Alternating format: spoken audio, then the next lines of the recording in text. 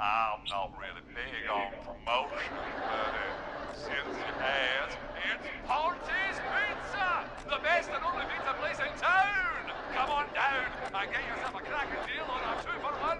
God damn it, Ponty, no! No free ads! I wonder what would have happened if we called Ponty's instead. Look, he's gone now. We already have somebody else on the line. Just take a deep breath and let's keep going.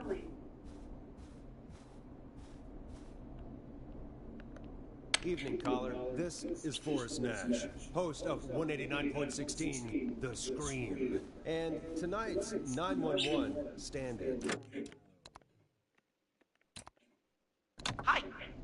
Hello? Am I on air? Sure are, caller. What's your name? And what have you got for us tonight? Name's Eugene Stein, and I've got a heart full of love, Forrest. I'm hanging out in the middle of the maze, listening to your show, looking up at the stars and waiting for her. You got a special lady coming out to see you. Yeah. Molly. We planned to get lost in the maze tonight.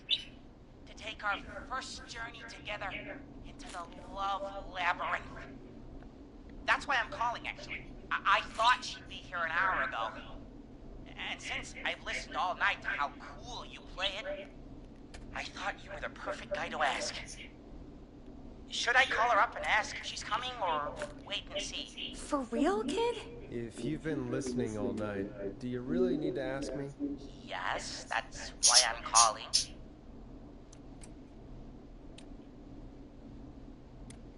What the hell? Stay and wait. Forrest, that's a terrible idea. Eugene, please go home. Your parents must be worried sick. My parents are dead, actually. But, Oh, jeez. yeah, I guess it's not the night. Hang on. I hear some whistling. I guess she came after all. Molly! I'm in the middle!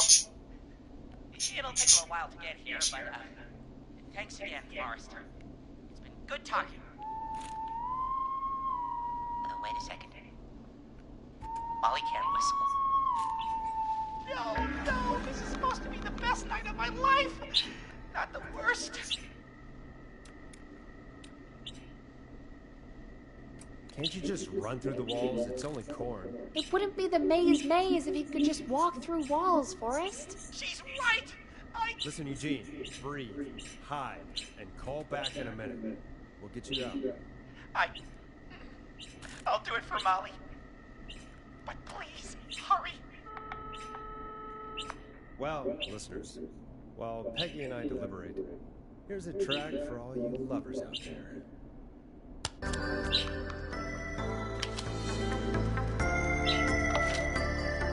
Bingo. Here's what I was looking for. How the hell am I supposed to get in through the maze? You know Barbara, our receptionist? She's a maze fanatic. She isn't here. I was supposed to go with her last week. She changed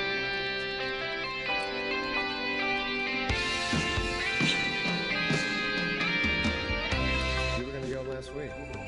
I thought the maze was for kids. It's not just for kids, Forrest. The maze is fun for kids and adults. Maybe we should call Barbara then? If she's so big on the maze. We could. I don't actually know her number. But she probably has maze stuff somewhere. Go and see what you can find. That'll hopefully be enough. Which one is Barbara again? Barbara! You know, Barbara! Forrest, I've seen you speak to her. Help me out, Peggy. She's the receptionist. Sits at reception, never does any work because she's talking with Brad all day. Ringing bells? Right, yeah. Sorry, I guess it's just this time. No excuses. Just go and find something to help us. Any luck? Yeah, I found a map for the maze in the trash. Why was it in the trash? Never mind. It doesn't matter right now. That's a question for Barbara later. Eugene called while you were away. He's on line 1. Welcome back to 189.16, The Scream. I hope you lovers like that track. And I hope we can help our lover in the maze. Eugene, you're back on air.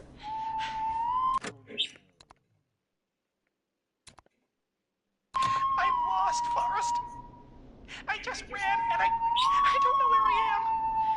I'm at a crossroad, facing a tractor statue. There are hay bales painted gold on my right. Go backwards. Okay, here I go. This, doesn't look right. No, I'm going back to where I was. Jesus! Oh, shit! He's cutting through the walls! Where do I go? Go forward! Okay! I'm going! Please! No! You don't have to do this! Ah! I think I'm gonna be sick. Poor kid.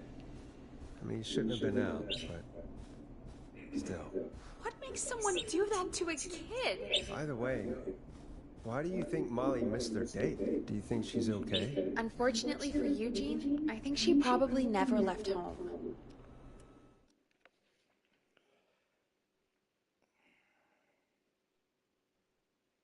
Thank you for calling in, Mr. Walton. We'll make sure to add the town librarian to our list of suspicious Clives. Remember, report a Clive to stay alive. Next caller is up, Forrest, so take it away.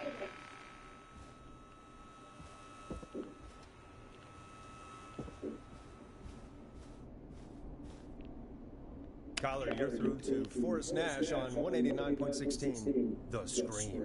Hey, wonderful show tonight, Forrest. Well, that's kind of you to say. Thank you. What's your name, caller? You can call me Dawn. Could you play my tune, Forrest? Your tune. Sure. Long Ride Home. That old song. Sure. We got it.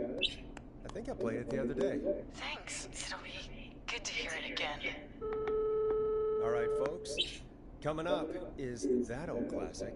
Forrest, I don't think you're gonna find that song. What do you mean? I played it a few nights ago. I know, but, we don't have it anymore. What are you talking about? I threw it away. You threw it in the trash? No, I threw it out the window earlier today.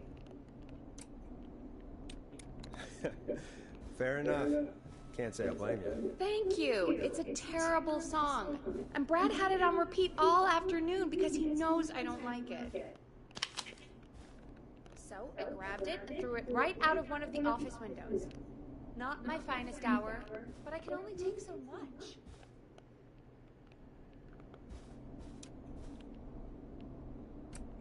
For shame, Peggy. For shame. I know. Let's just play a different song. We've got more important things to think about anyway. Gotcha. Okay, folks. Here comes some unrequested music. Sorry about that, Dawn. Maybe try again tomorrow. Sorry.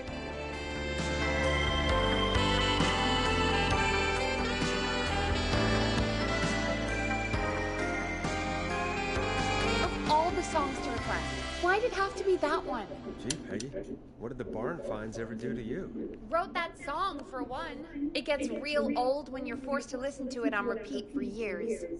Why couldn't they just request Roddy? Oh, Forrest, scrap the song. We have another caller. Sorry to cut the music short, folks. Callers take priority tonight.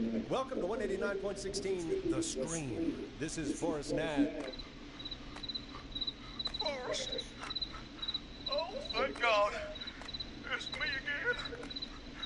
Murphy.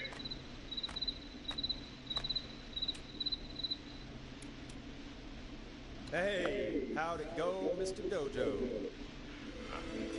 Oh, the killer got me, man. Why did I ever trust the guy named Master Robbie? That's not important right now. Just tell me what happened. Goddamn Casey. Came to the gallows waste disposal plant. Beat on me, man. Carried me inside and locked me in a dumpster. I got a flashlight. Oh, goddamn. I smell smoke.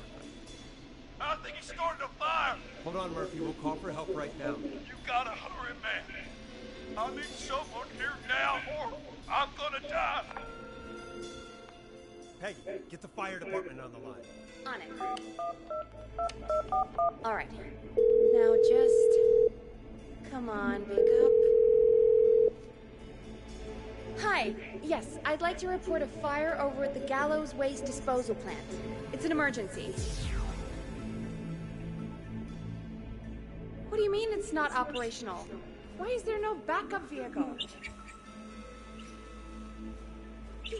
Oh, God damn it! Forrest, that evil son of a bitch slashed the tires on the town's only fire engine. They can't do anything. But I have a few friends who live nearby. Maybe one of them can save Murphy. Where do they live? My friend Alex lives on the corner of Haddonfield and Romero Street, and Catherine lives on the west end of Myers Lane. And there's Jericho on the east end of Myers Lane. But he's old. Really old. Okay, I'll check the map, see who would be best to do this. All right, Forrest, who should I call? Who can help Murphy?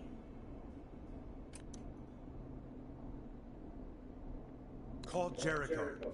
All right, give me a second.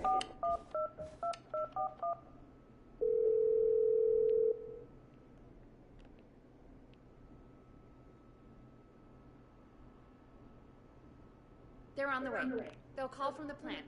You can direct them from there. Well, let's hope they get there in time.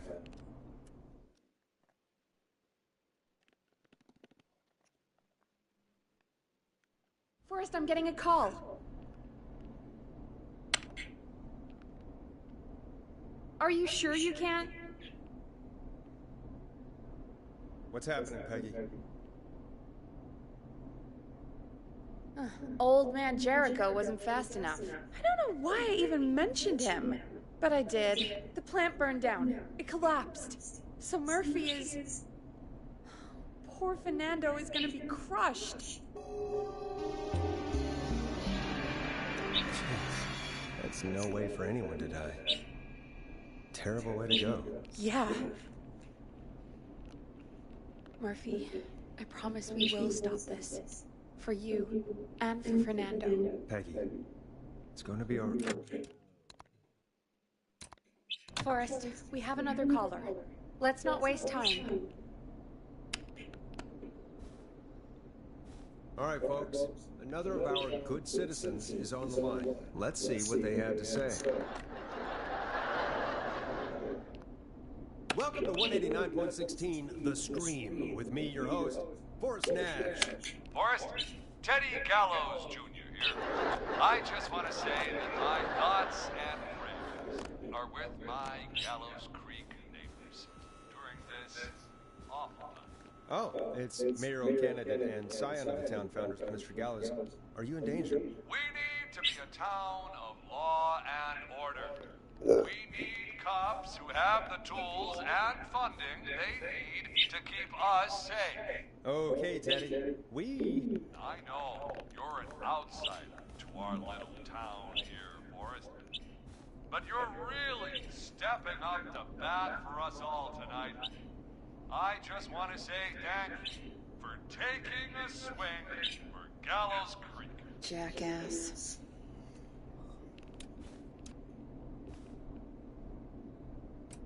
I want to make sure I get this out on air to all of Gallows Creek. You're a real prick, Teddy. I just want to make sure our town is safe and prosperous. That's why the Gallows Family Factory, founded by my father, Theodore C. Gallows, God rest his soul, which employs over 200... Teddy, unless you've got an emergency, I'm cutting you off.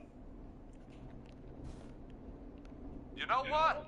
I do have a problem.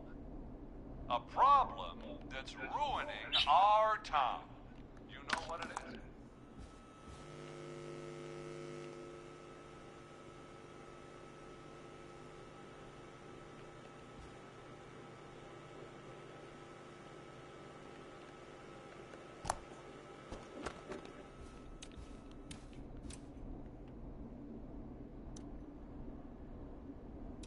Your family family waste plant just burned down, so now we have nowhere to dump our garbage? The problem is that woman, our current mayor, Linda Cartwright. Oh, here we go. She just isn't one of us. Linda Cartwright is un-American, unstable, and You're not better than anyone, Teddy. Just because you inherited half the town. your producer sounds a little unstable too. Don't you dare speak to me that way. Cut him off, Peggy. I can guarantee this kind of thing will not happen when I take office. The moral decay of... And that's enough of Teddy Gallows Jr. for one lifetime. I always feel disgusting after hearing him talk. Just play an ad for us? I need a minute. We'll be right back after these messages.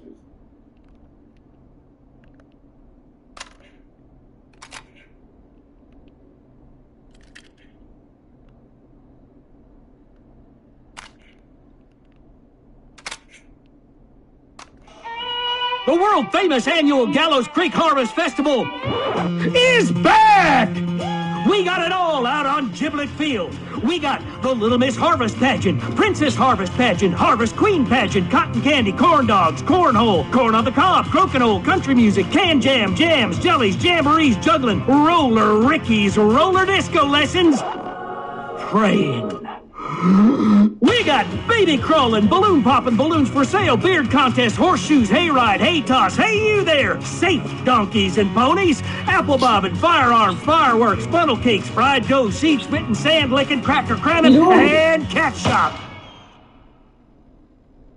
And fake tattoo, face painting, puppets, petting zoo, amazing maze, square dancing, story swapping, spelling bee, quilting bee, and sewing circle, pie eating, lawnmower racing, hot dog eating contest, flower contest, and of course our famous gourd measure-off.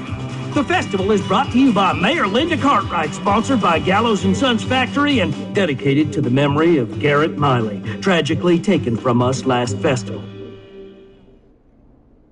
I can see why it's world famous. It's a highlight around here, Forrest. Oh, I am sorry to hear that, Peggy. All right, folks, welcome back to the show. We have a note from my producer. That's right. Come find me at the Harvest Festival tomorrow to grab your choice of a K-Fam mug, sticker set, or poster. Let's see what our next caller would choose. Caller on line 1.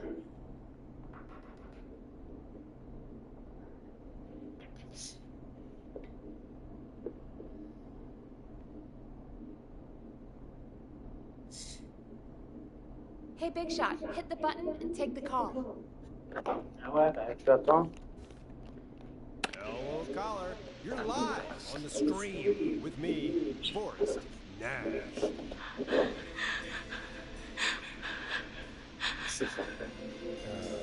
Hello, caller. Who is this?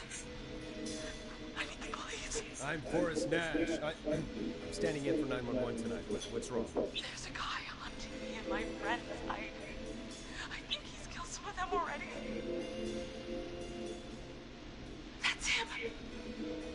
He's just outside. I can see him from up here. God damn it, she's just a kid.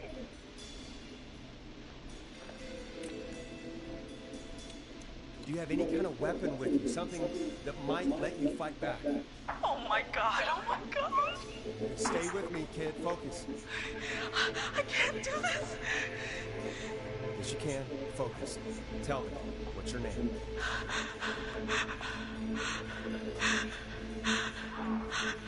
Sweetie, you can do it. What's your name? Carrie. Good. Carrie, listen to me. We're gonna get you out of there, all right? Now, where are you? The old murder house. Upstairs. I'm at the end of a hall. There's a bathroom entrance. That's it. Just got me. Where should I go? Go to the closet. Okay,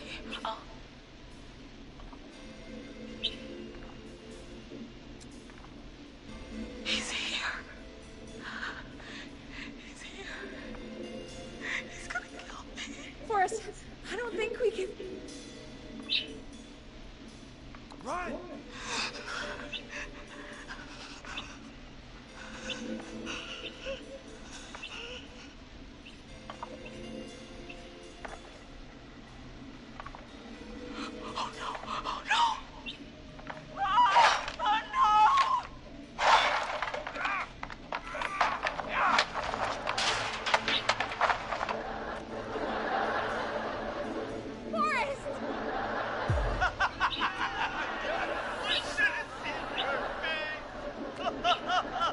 What? What? What? Are you kidding me? Okay, what the hell is going on here? Oh. Who's on the phone, Carrie? The cops? It's just a joke, jeez. Wait, isn't that... Jimmy, that wasn't funny, you sicko! Of course I called the cops, but some guy just answered instead. What guy? Forrest Nash. What the hell are you all doing? It's prank night, old man. We're just having fun. That's the kid. The kid who called in earlier pretending to be the whistling man. That's it. I'm out of here.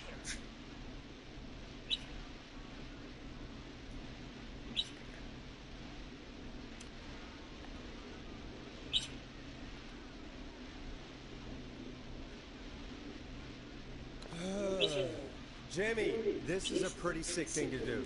What? It's whistling night. That little idiot. Whistling night? It's a stupid tradition. Especially stupid since that one kid died back in... Would you take off that stupid mask if it's hard to breathe? Who's under there anyway? Is that you? Seth? Idiot! Seth is right next to you. That's,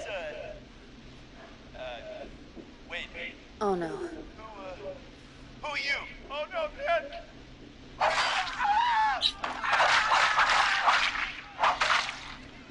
Everyone, get inside! This better not be a prank. Scott, Heather, you barricade the back. As long as Deux he's out mères there, de and nuit. we're safe, right? Vous allez On mourir. time. Not much. Forrest, we have to... Allez pas faire ça. I already called the cops. Forrest picked up. He's the best we're gonna get. Who is with you, Carrie? My friend, we drove out to the old murder house and... Of course! The van! Who's got the keys? Jimmy had them.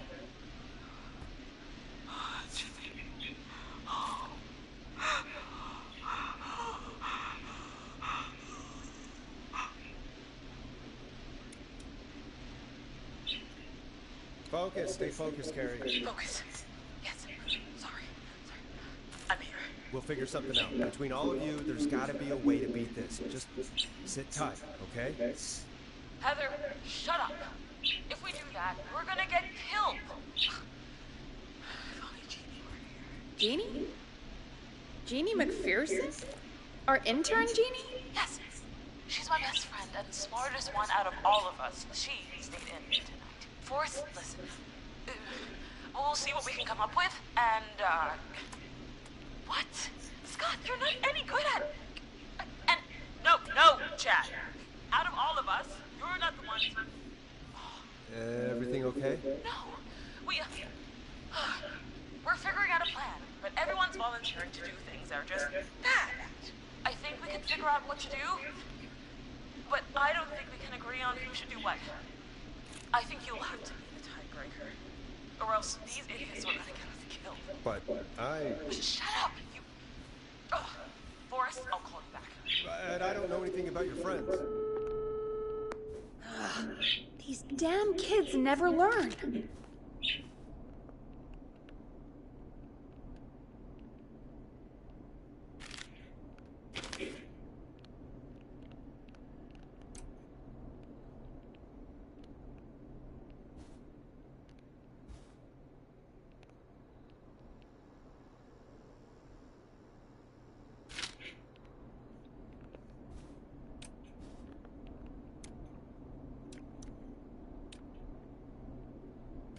They're just dumb kids. They do this kind of thing every year, Forrest. People get hurt.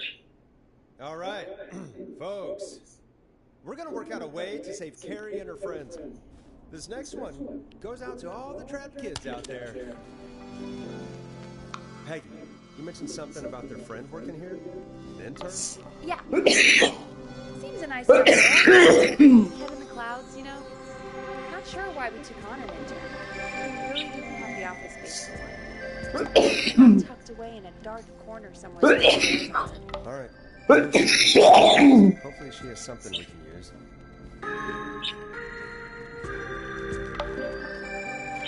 Peggy said her desk is downstairs.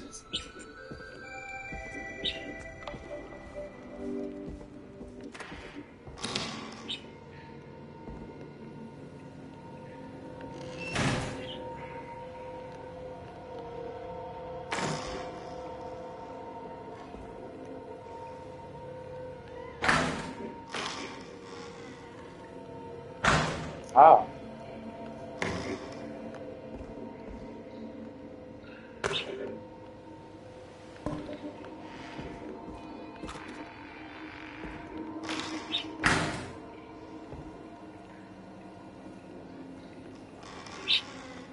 On pas des cassettes.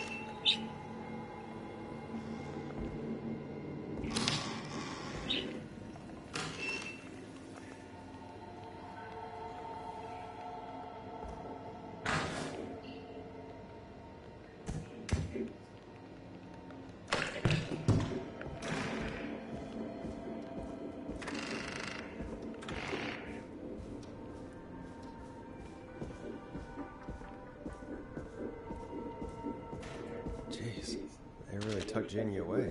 Friendship quiz. This might work.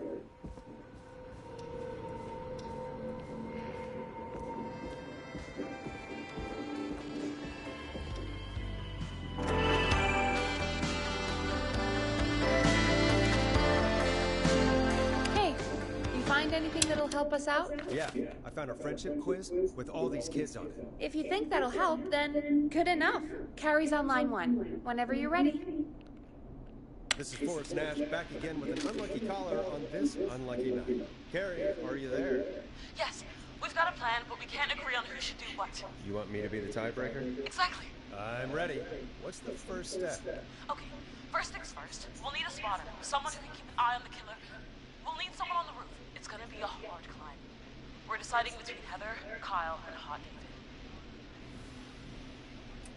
Hot David. Hot David? I don't know if running up the roof is really possible, but I guess we'll see. Part 2. The Whistling Man padlocked the gate back to the road. Before we drive out of here, we need someone to pick the lock. Seth, Jennifer, and Scott all want to do it.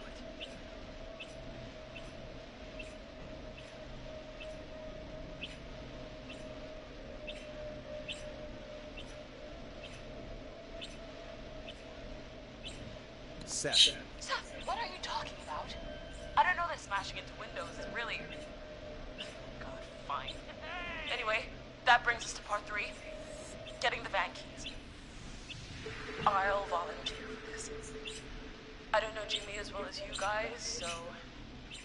it'll probably be easier that way. Then is part 4. Well, this is a long plan. How much more is there? Only a couple more points. You're doing great. What's the next part? Part 4, we need someone to lead the Whistling Man away. We need a fast runner. For this one, we're trying to decide between... who was it again? Kyle, Cynthia, and Scott.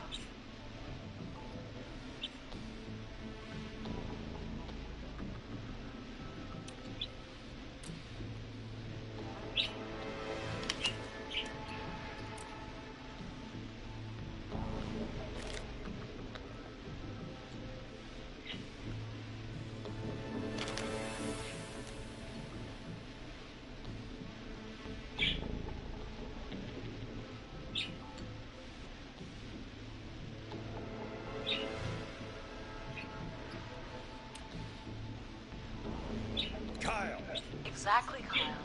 Your mom believes in you, and so do we. Sweet. Okay, let's recap. We get the eyes on the roof. A runner distracts the killer while we grab the van keys and pick the lock on the gate. Now the tricky part. The gate. Ooh, what's the plan there? Well, we can't all outrun the Whistling Man. He thinks we're just a bunch of stupid teens. So, let's use that against him. Part 5. We trick the killer into a trap. Someone can pretend to be injured. Who would make the most believable? Who you got? We got Lisa, Tammy, and Cynthia.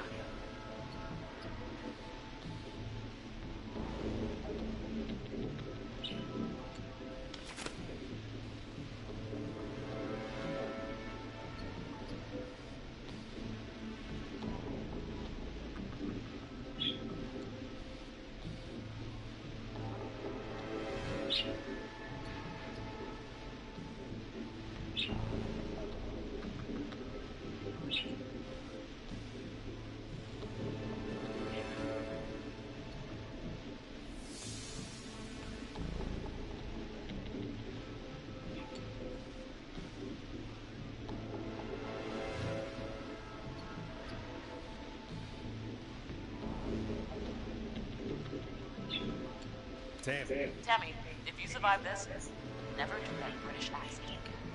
That should take care of the killer. And then it's time to get out of here. Finally, part 6. We need someone who can drive us through the woods and back to Gallows Creek alive. Who's our getaway driver? Should it be... Who have we got? Chad, Scott, Cynthia, whatever. Forrest, you know what to do. Cynthia. I know we all love watching Americans skate. Yes, yeah, just do it. Thanks, Forrest. We'll just take a few seconds for ourselves. Let's go. Sounds good. Talk to you in a sec. Good luck, Carrie. That actually sounded like a pretty good plan.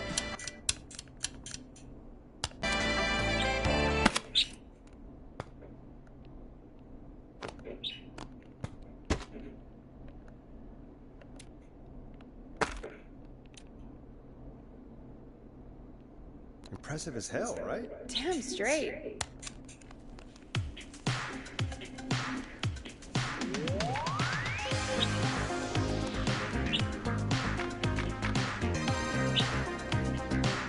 Oh, the kids are back already. Line 1 again. If you're just tuning in, we're coming to you live with a bunch of teens about to flee a madman. Listener discretion is advised. Are you ready, Carrie? We're good to go, Forrest. Alrighty then. Hit it. You got this. Here we go, everyone. Spotter, to the roof. Whoa, whoa, careful. All right, Renner. Get ready. Wait for the spotter's signal. Spotter says go.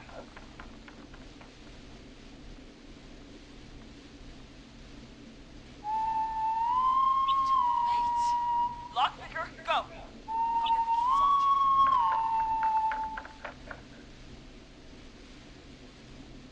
Jimmy. Oh, Jimmy. Não, só fute no exército.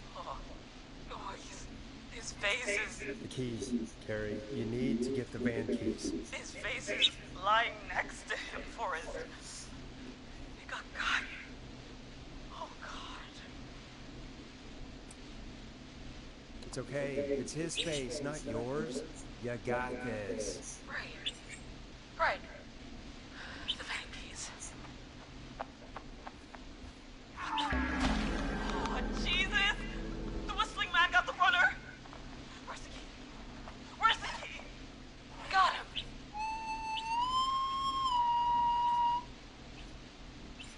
God, hurry up, lockpicking! Oh my God! Oh.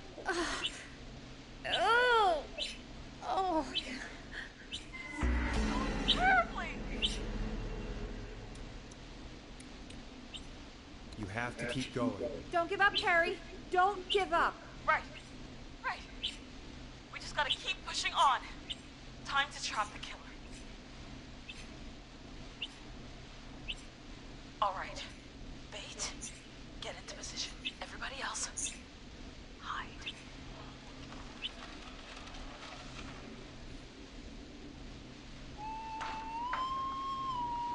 Okay, performer. Now, act like your life depends on it. There he is. He's buying it. Oh no. He knows.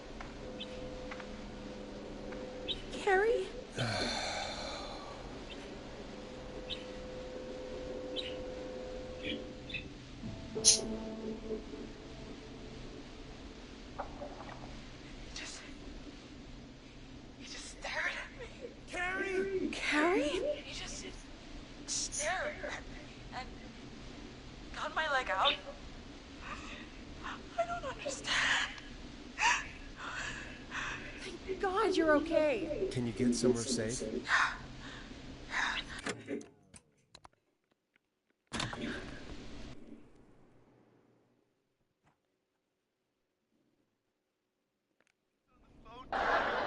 Cops? It's just a joke. Jeez. Wait, isn't that... Jimmy, that wasn't funny, you sicko! Of course I called the cops, but some guy just answered instead. What guy? Forrest Nash! What the hell are you all doing? It's prank night, old man. We're just having fun. That's the kid! The kid who called in earlier pretending to be the whistling man. That's it. I'm out of here.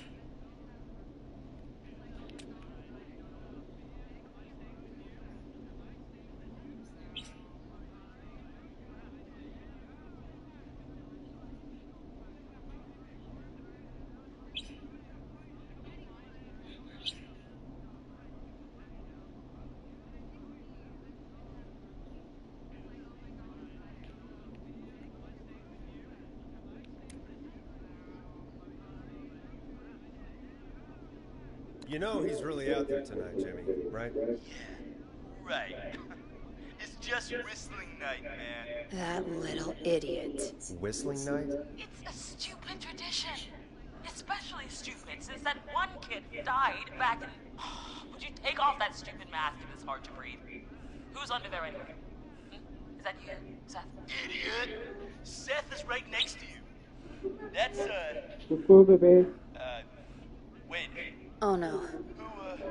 Who are you? Oh no, man!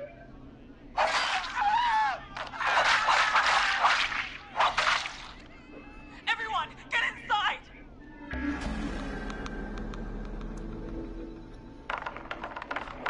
You two, close the door. Scott, Heather, you barricade the back. As long as he's out there and we're in here, we're safe, right? You buy time. Not much. Forrest, we have to... Heather, I already called the cops.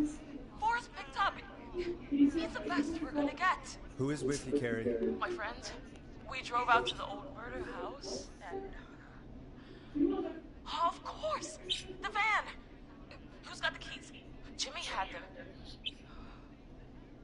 Jimmy.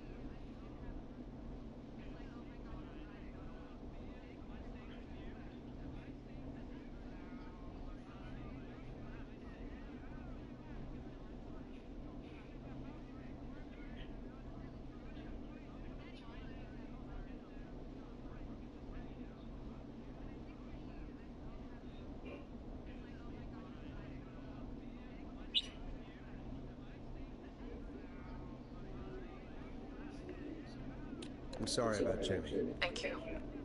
This is crazy, Forrest. We'll figure something out. Between all of you, there's gotta be a way to beat this. Just sit tight, okay? Heather, shut up. If we do that, we're gonna get killed. If only Jeannie were here. Jeannie? Jeannie McPherson? Our intern Jeannie? Yes. She's my best friend and the smartest one out of all of us. She stayed in tonight. Forrest, listen.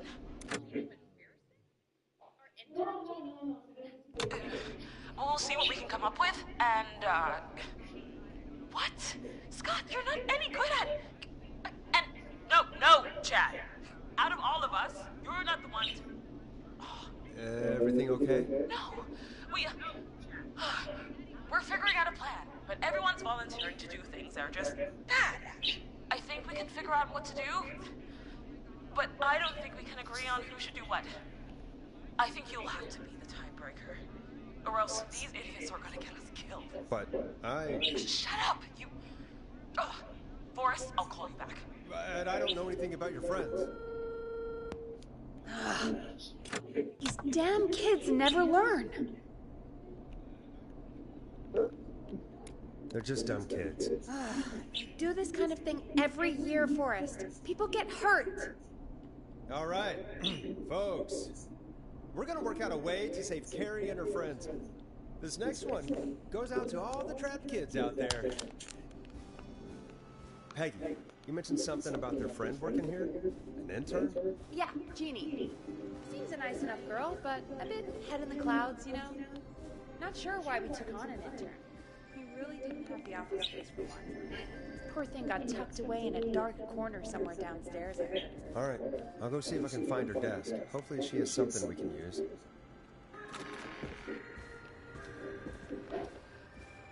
Peggy said her desk is downstairs.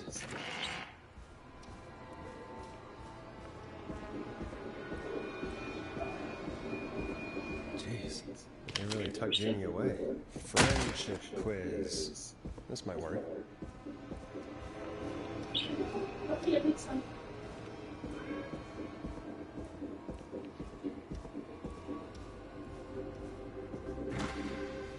Ah, celui-là, il est chaud.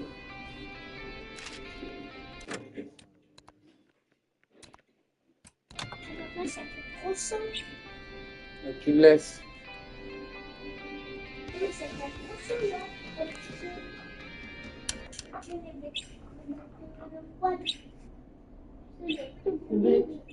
Crevette. Moi, je mange pas un million. Parce que j'ai pas faim. Pourquoi? Toi, t'as mangé hier? Non? Voilà. Ouais. Hey, you find anything that'll help us out? Yeah, I found a friendship quiz with all these kids on it. If you think that'll help, then good enough. Carrie's on line 1. Whenever you're ready.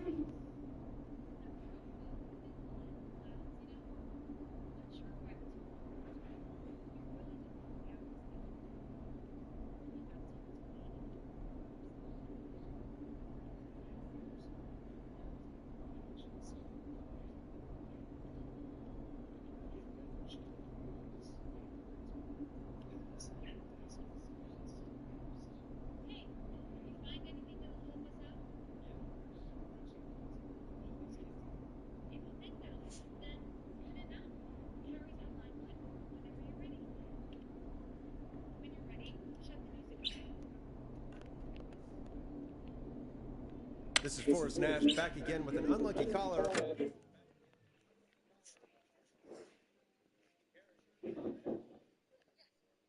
On this unlucky night. Carrie, are you there? Yes, we've got a plan, but we can't agree on who should do what. You want me to be the tiebreaker? Exactly. I'm ready. What's the first step? Okay, first things first. We'll need a spotter, someone who can keep an eye on the killer. We'll need someone on the roof. It's gonna be a hard climb. We're deciding between Heather, Kyle, and Hot David.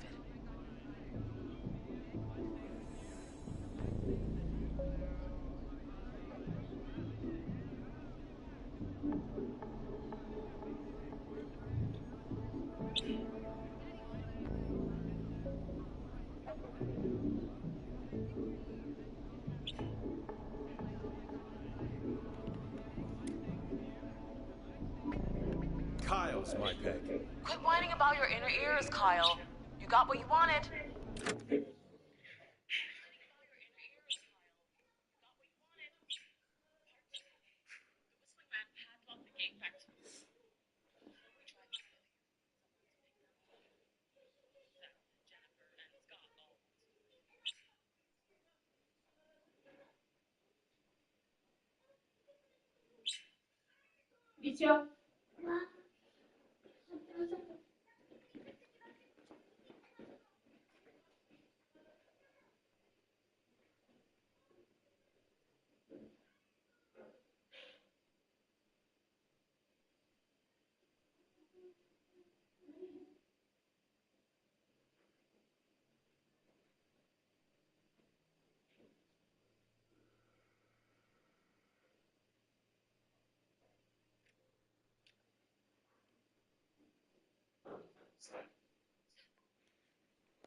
Part 2. The Whistling Man padlocked the gate back to the road. Before we drive out of here, we need someone to pick the lock. Seth, Jennifer, and Scott all want to do it. Seth. Seth, what are you talking about? I don't know that smashing into windows is really... Danny?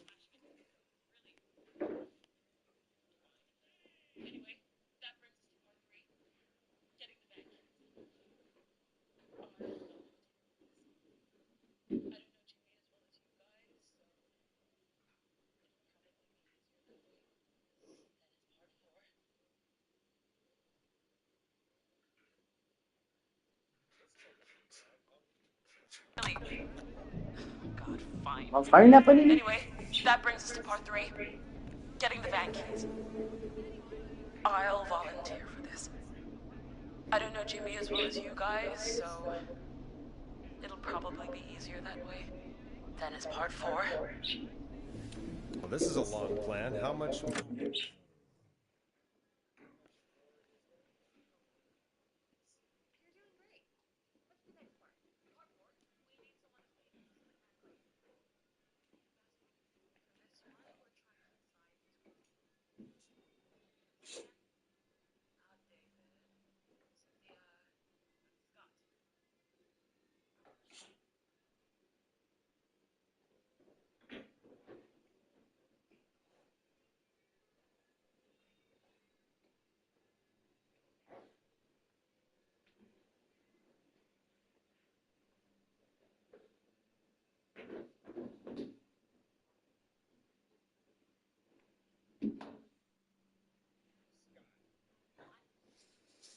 more is there?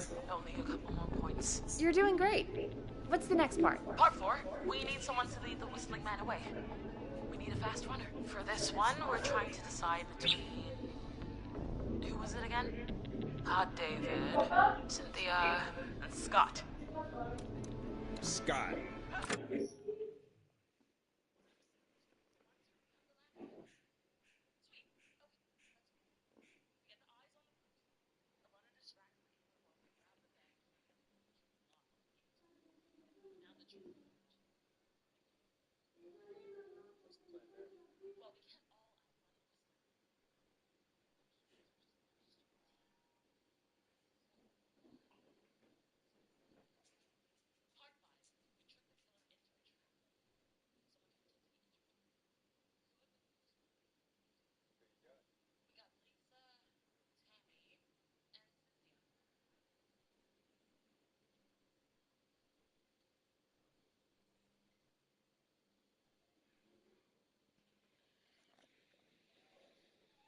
Hey!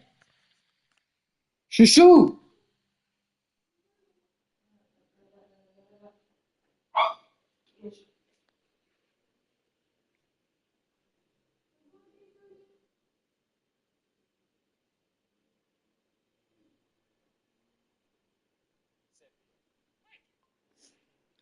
I know, Scott.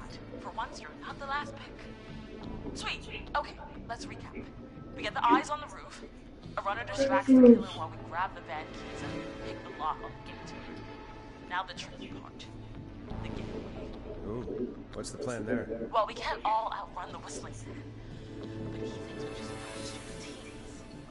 So, let's use that against him. Part 5. We trick the killer into a trap. Someone can pretend to be injured. Who would make the most noise? Who you got? We got Lisa, Tammy, and Cynthia. Cynthia. Right, Cynthia. You'll do. That should take care of the killer. And then...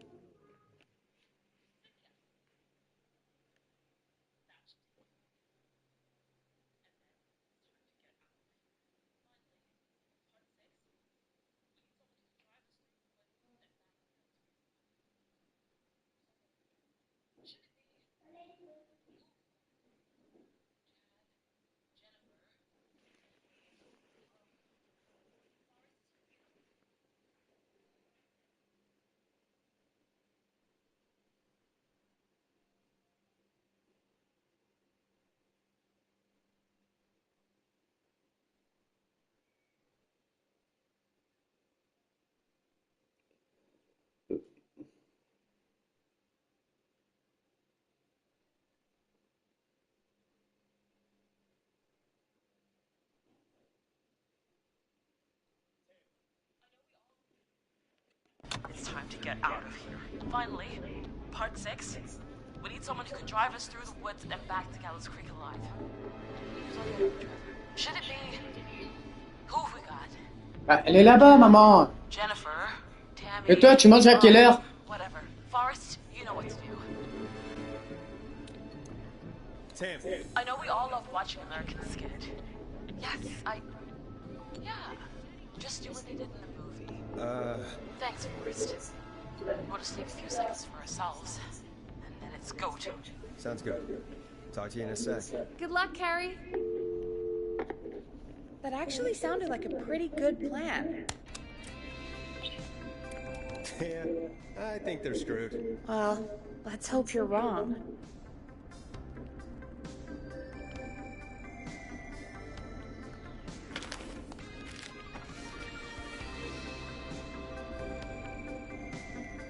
Oh, the kids are back already. Line 1 again. If you're just tuning in, we're coming to you live with a bunch of teens about to flee a madman. Listener discretion is advised. Are you ready, Carrie? We're good to go, Forrest. Au téléphone, elle mange rien. Alrighty then. Hit it. You got this. Here we go, everyone. Spotter, to the roof. Whoa, whoa, careful. All right, Renner. Get ready. Wait for the spotter's signal. Spotter says go.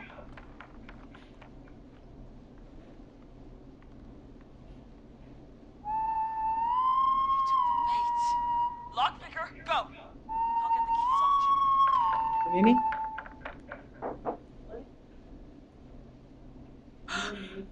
Oh, Jimmy. Oh, he's fake.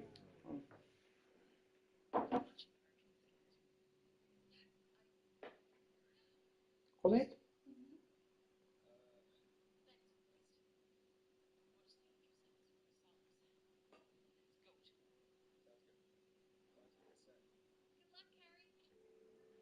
Allez, là. The keys, Carrie. You need to get the van keys. His face is lying next to him, Forrest. He got cut. Oh, God.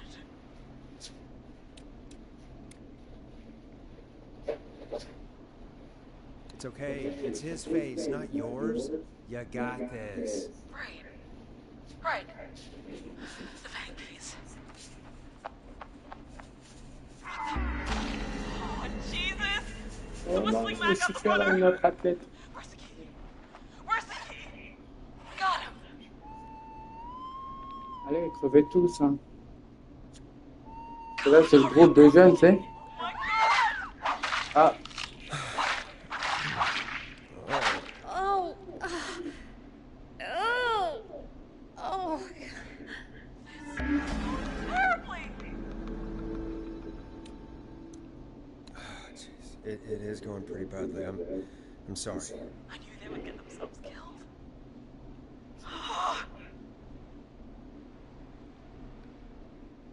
All right. Bait. Get into position. Everybody else. Hide.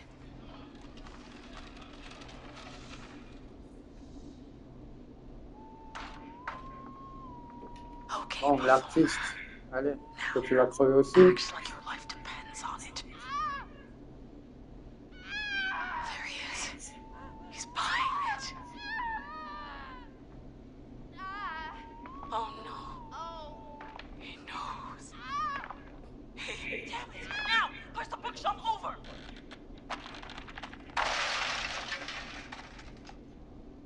Oh my God, they both went through the floor! Spotter! You need to climb down now! We gotta go! God damn it! Damn it! Everyone's in the van now! Driver, take the keys!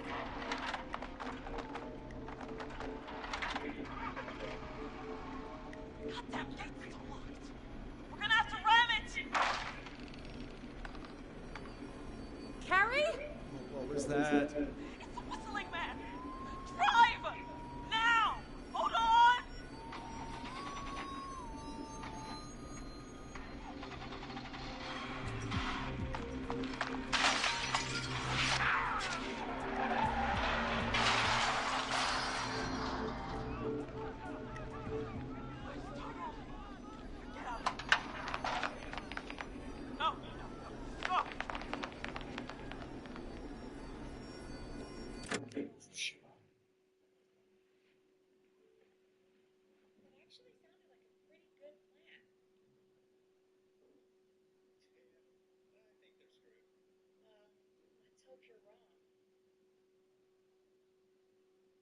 Allez, rappelle, là.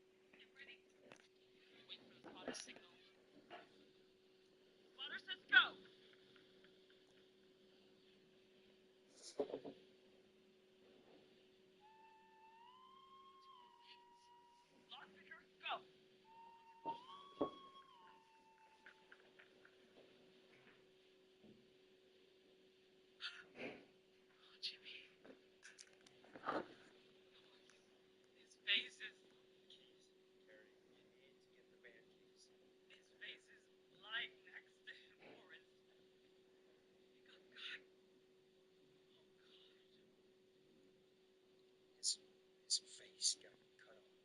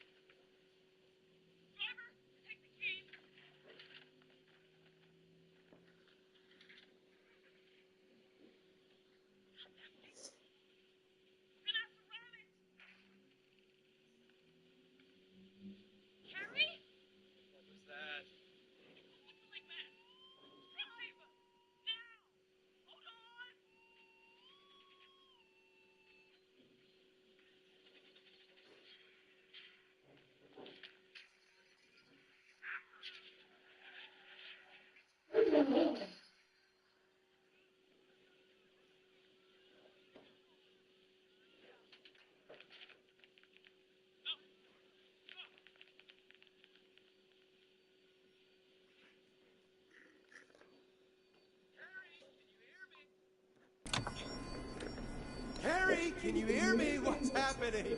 Oh, we crashed. Everyone ran. My leg's trapped. What's happening? Oh, we crashed. Everyone ran.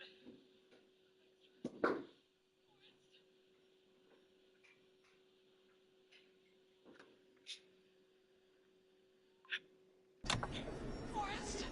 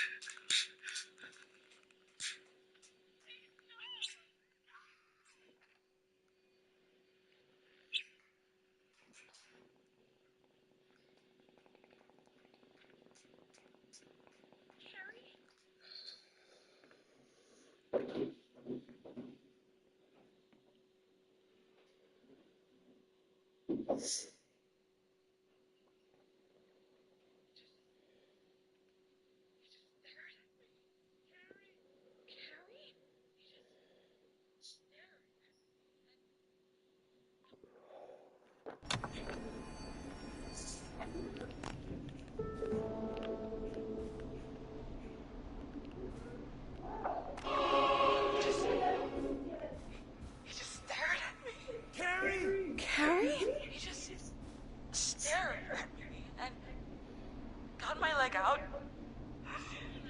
I don't understand. Thank God you're okay. Can you get somewhere safe? I can make it home. Thank you both for helping. If you hadn't, I guess the plan was just...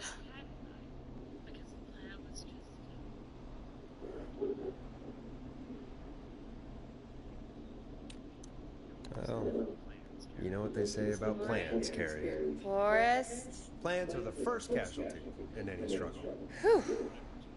After Jamie, anyway. Forrest! I need to go. I need to get home. Breathe, Carrie. You're okay now. I'll call you when I'm somewhere safe. Talk to you then. Folks, that was a lot. Our thoughts go out to the parents whose kids won't make it home tonight. For any kids listening in, please stay inside and stay safe. And parents, hug your kids extra tight tonight. Here's a song for the girl walking home in the dark.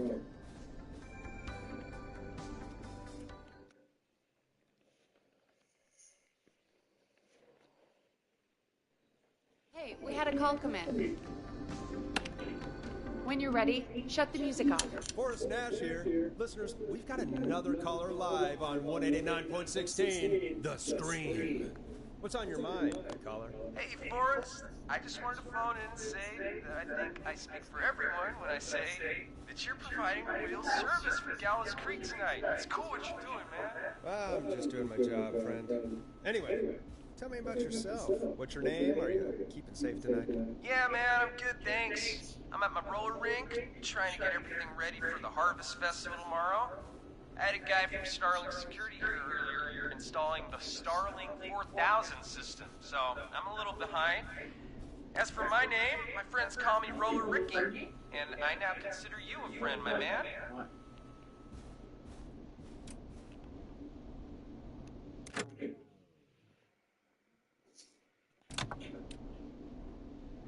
I don't allow self-promotion on my show. Sorry. Sounds like roller skating is more than just a job to you. So is this vocational? I wasn't always Roller Ricky. Once upon a time, believe it or not, I used to go by just Ricky. Yeah, back then, things were pretty rough. I used to roll with a bad crowd. Not all bad. There was one guy. Anyway, some bad stuff went down. I harbored a lot of guilt for a long time and turned to the bottle. I didn't really talk about it or even know how to talk. It's just how it was. That bottle took the best years of my life. Or so I thought. It's never too late, Roller Ricky. How did you turn things around? I joined a support group. I opened up about my problems.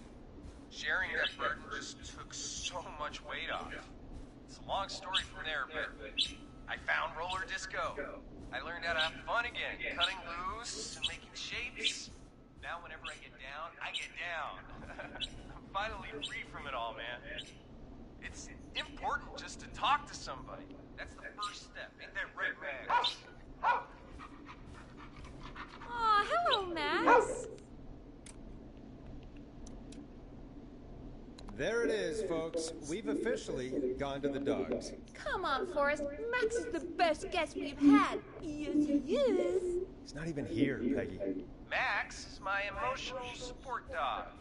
He's a rescue dog, but I always say he's the one that rescued me. He's the best dog a guy could ask for. Of course, the first thing I did was teach him how to skate. He's better than me now, a real pro. Max can skate? Yeah, man! At first they said it couldn't be done, and then they said it shouldn't be done. But Maxie loves the rink, man! Is that another train, Maxie? Maxie loves trains, man. He's even got that special how to greet them.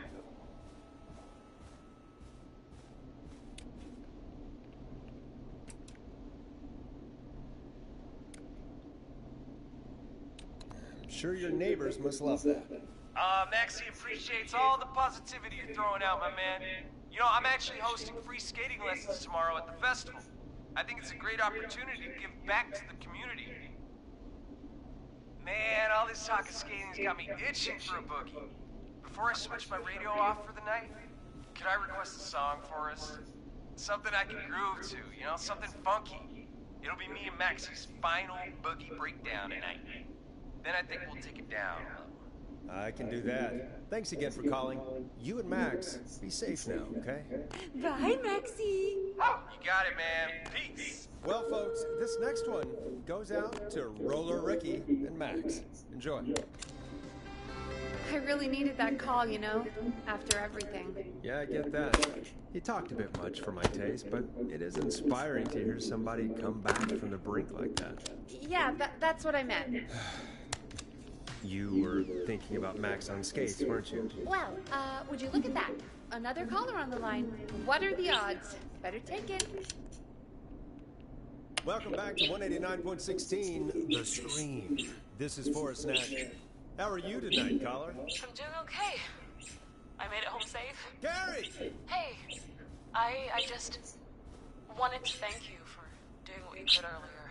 Hello, bordel! Even though not everybody made it, and I don't know. Hey, it's okay. You were so brave earlier. You're safe now. I wanted to ask you why he didn't. Why am I? Why what, Carrie? Why did he spare me? After what he did, why let me go?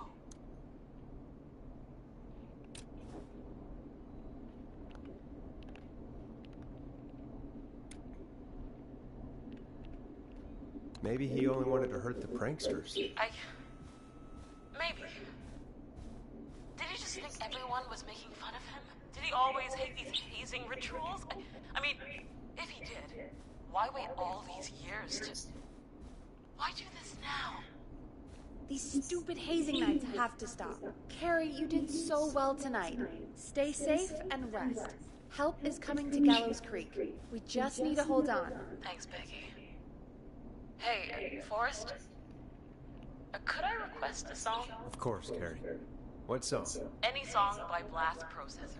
And thank you. This next one goes out to Carrie.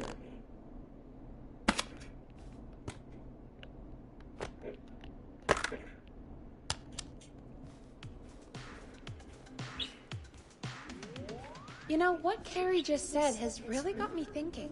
About what? The Whistling Man left her alone. Why?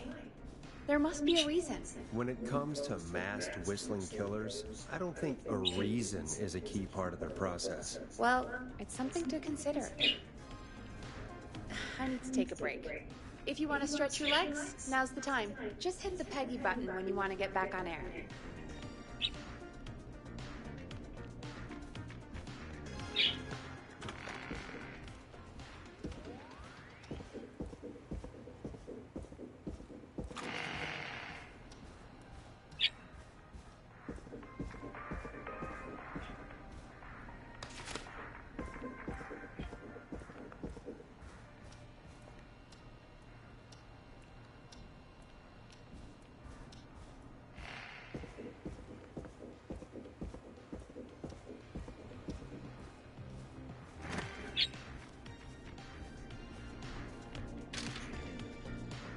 Get going, Peggy. Alrighty, we could run another segment, or... Scratch that, Forrest. We have a caller. You're through to 189.16. The Scream. What's your emergency? Hello again, Forrest. Oh, that call with the teens was awful. Those poor kids. Manche. Still, I'm glad the girl didn't get hurt. Thanks for your concern. Are you in trouble? What's on your mind? I wanted to ask you again to play my song, Forrest. You said you were gonna play it, but you didn't. Your name was Dawn, right? What, Peggy? Yes. Oh, well remembered. My name is Dawn, and I wanted to ask you again to play my tune, Forrest. Long Ride Home. You know, the one that Peggy said she threw outside the window?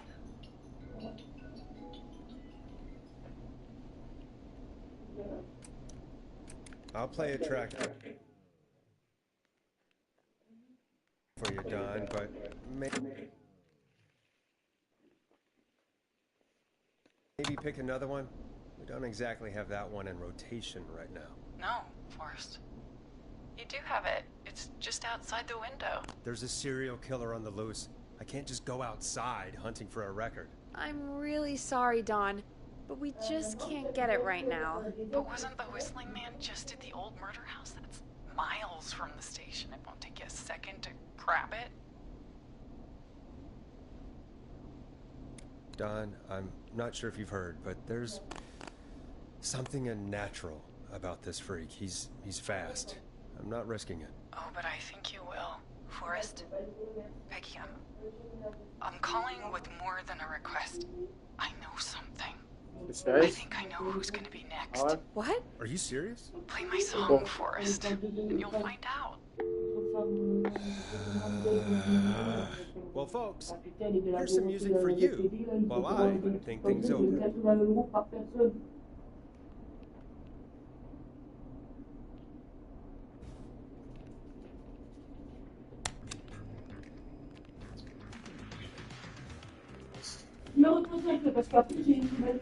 Is she serious, Peggy? She's serious about hearing that song, that's for sure. Peggy, I mean, is she serious about... I don't know, Forrest, but we don't really have a choice, do we? If she's telling the truth... Tu vas manger? Je sais pas là, elle est là, elle a rien mangé. Regarde le saucisson, les chips, les fromages là. Ils vont te peser, tu vas marcher dans ta chambre. Espèce débile, ils vont dire qu'on lui donne pas à manger. Ils vont te peser. Football. All right, I'll do it. You're a... M'énerve celle-là. Forrest. I'll slide you the key to the Et après, va te casser les couilles à minuit pour à bouffer. Wait, our fire door has to be unlocked? Yeah, it... Football. You know, I never thought about it, but yeah. Ça, en rentrant, faut lui retirer ce télé. Ça, c'est quand je vais partir, je vais le faire. Maybe I'll even get a caller. That could be exciting. Ouais, c'est chiant. 189.16, The Screw. With me, Peggy.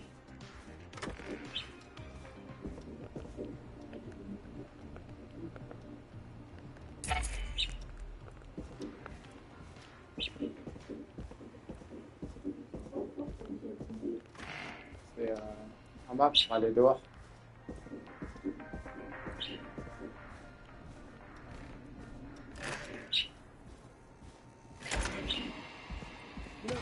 I hope she'll be happy when I'm brutally murdered by the Whistling Man. Out here, in the open, alone.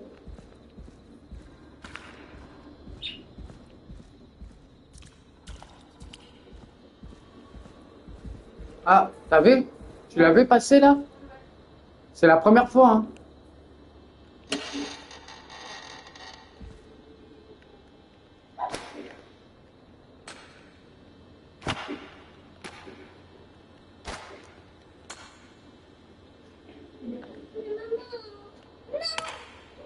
C'est quoi, tu ne veux pas dormir? Je vais te donner à manger pour le bébé.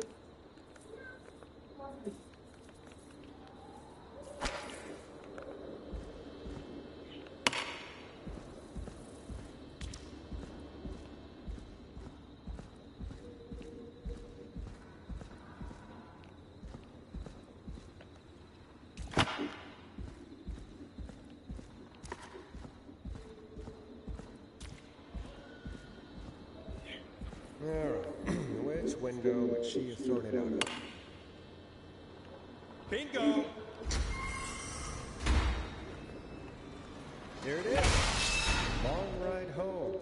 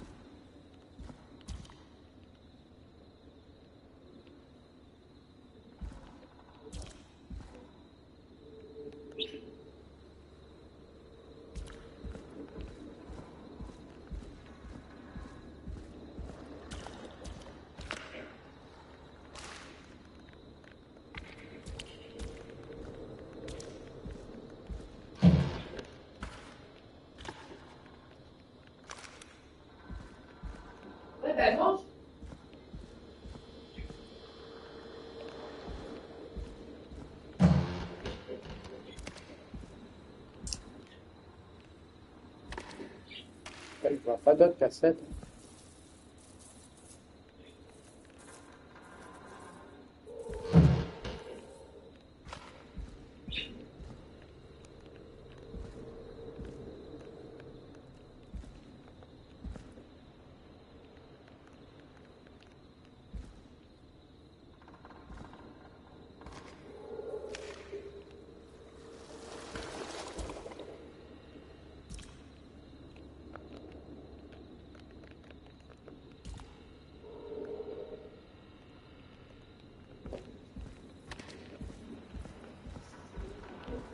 I could probably survive that fall.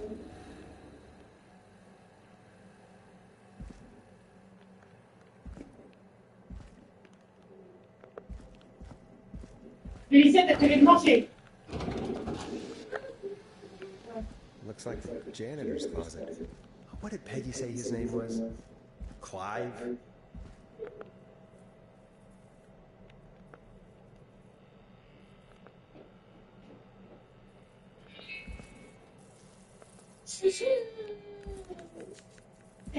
Si tu manges pas, je te jure, le Père Noël, il va te retirer tous tes cadeaux. Déjà, c'est pas toi qui commande. Alors tu fermes un petit peu ta gueule. C'est bon?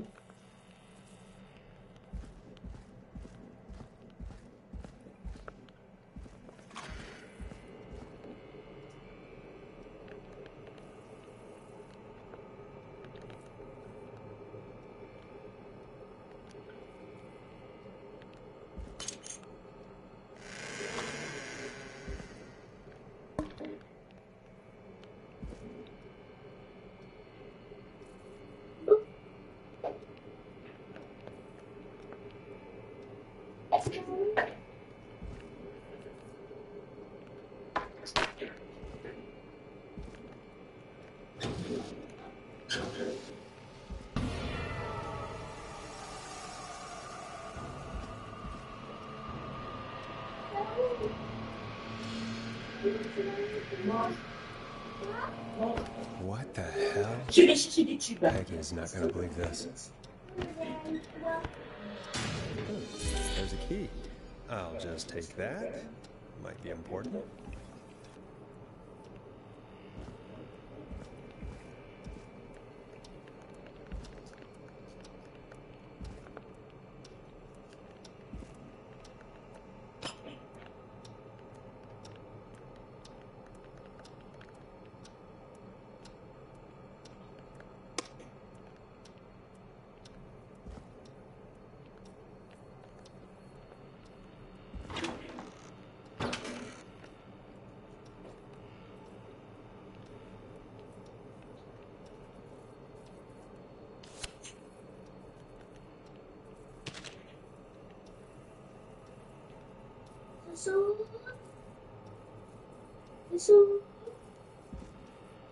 Arrête tes conneries, mange! Pose-moi le téléphone. Je me le pose. Tu as ta gueule. Toi.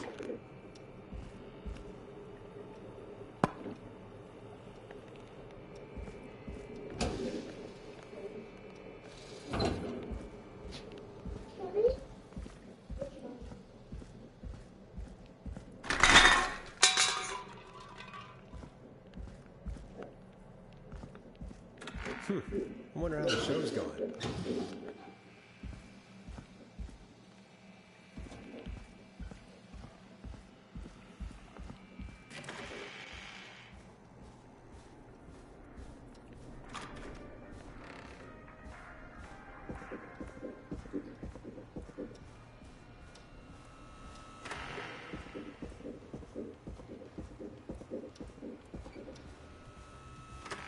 Isn't that such a good song, folks? And now for... Jesus, Forrest, you've been gone for ages. I thought something had happened. Something did happen. Clive, the janitor, might be Clive, the murderer. What? Let's start from the beginning. The fire...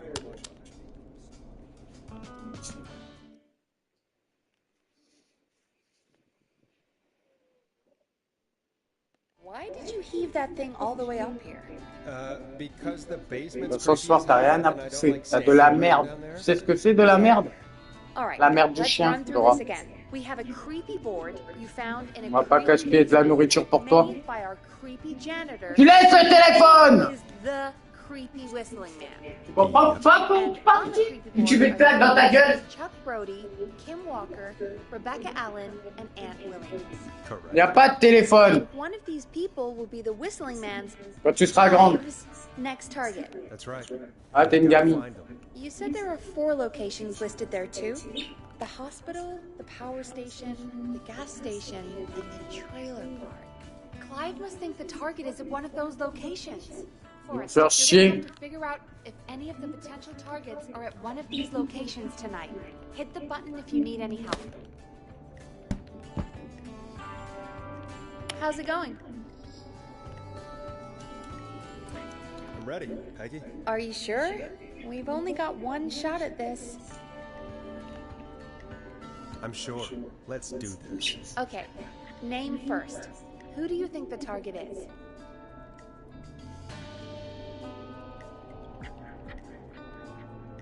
Chuck Brody. And where will I find them? The gas station. Okay. Okay, I'm dialing. One moment.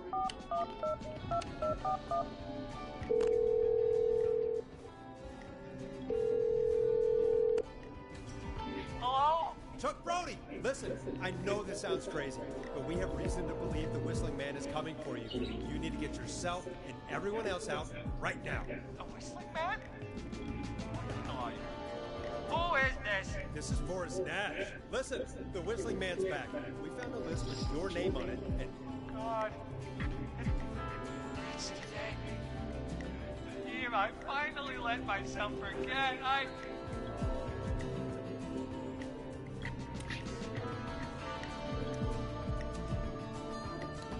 It's today. What? What happened today?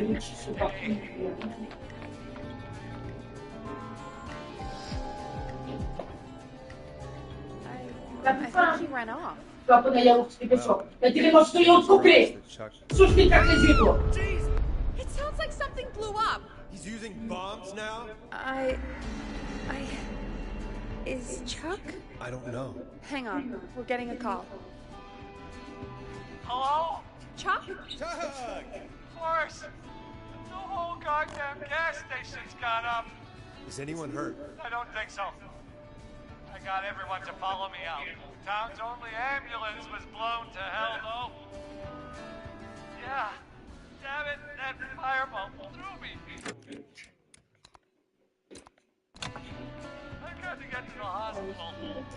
I'm not feeling great. Forrest, man. Là, je sais lui. I can't thank you enough, but... Yeah. I gotta go. Wait, Bah voilà. Ça veut faire. Oh, Forrest, the call board is lighting up. Get us into some music while I deal with this.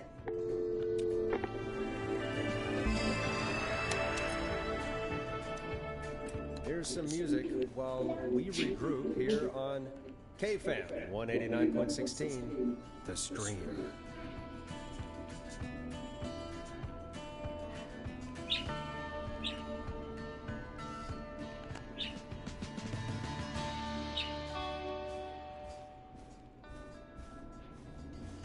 There's gotta be more in the basement to show us who Clive is targeting. And if that's the case, we can get ahead of him. Stop the killings before they can happen. Forrest, we need to go back down. By we, you mean me, right? Yep. Like I said, I need to handle all these calls. Maybe start with that creepy mannequin room you mentioned before. I still have a lot of questions about those, by the way. Me too.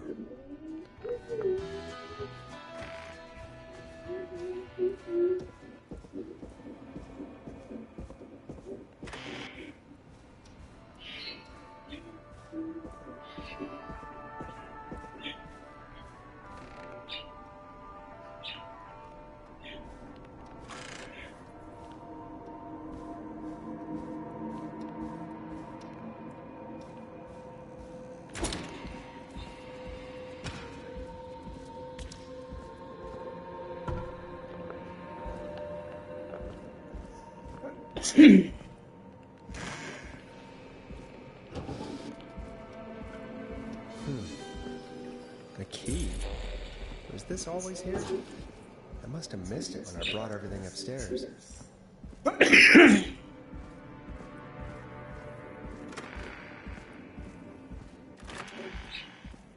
Forrest!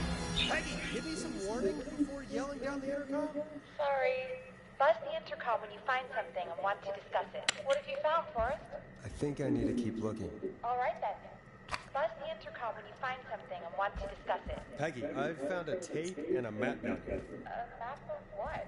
Looks like it might be to somewhere in this storage area. Weird. Well, maybe the tape will give us more information. Give it a play.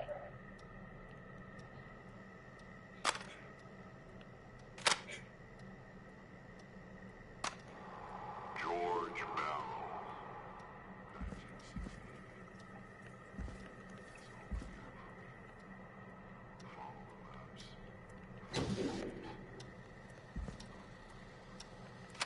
Wait, George Barrow? We heard him to be drowned after a night out drinking. Was this actually Clive? Has Clive really been the whistling man for that long?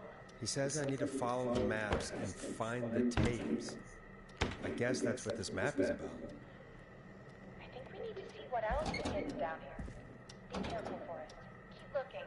Buzz the intercom when you found something.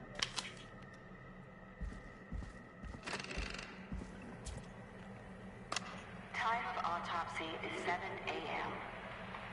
Cause of death is asphyxiation from drowning. The degree of rigor mortis indicates that the subject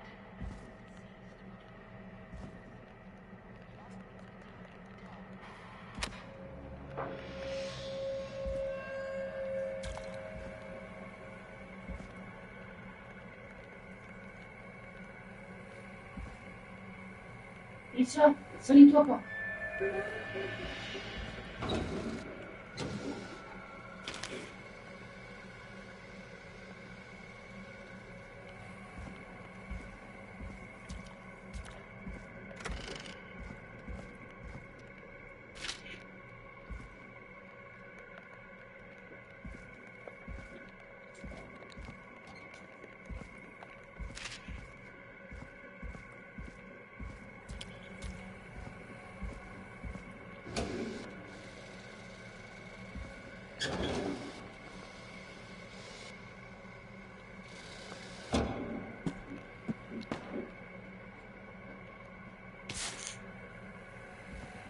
Evet.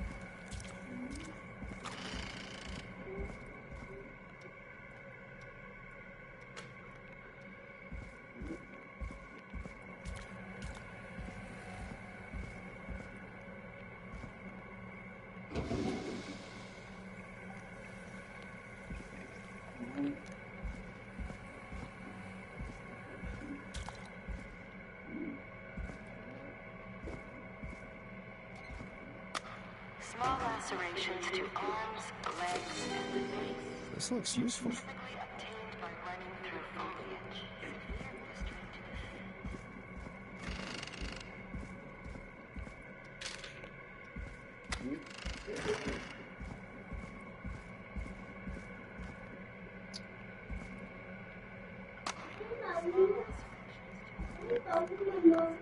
À l'école.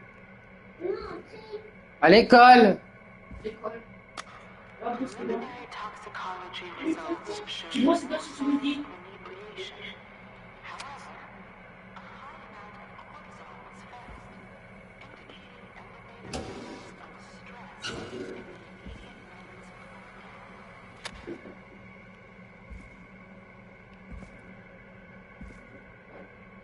C'est bien caché, ces cassettes. Hein.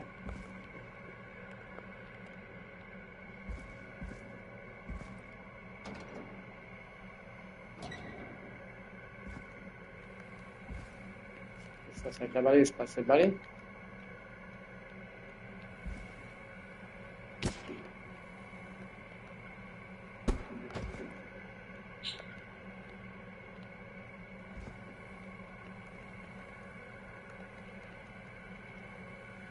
Ils sont bien planqués, hein.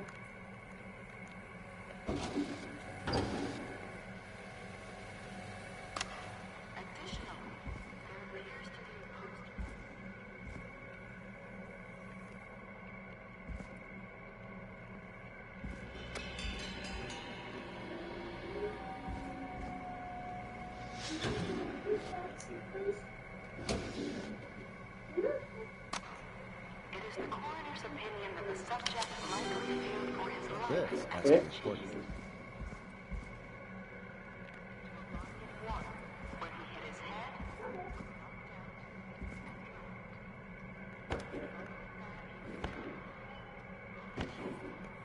Ooh, a new vinyl from my collection.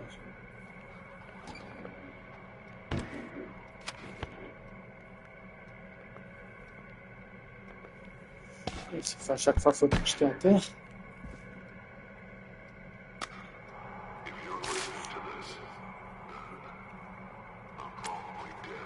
What the...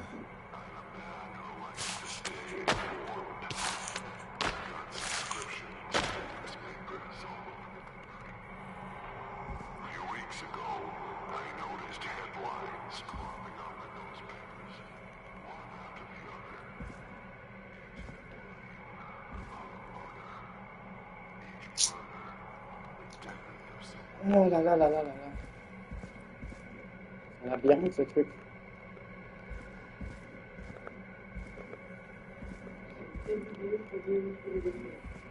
Ouais, d'accord.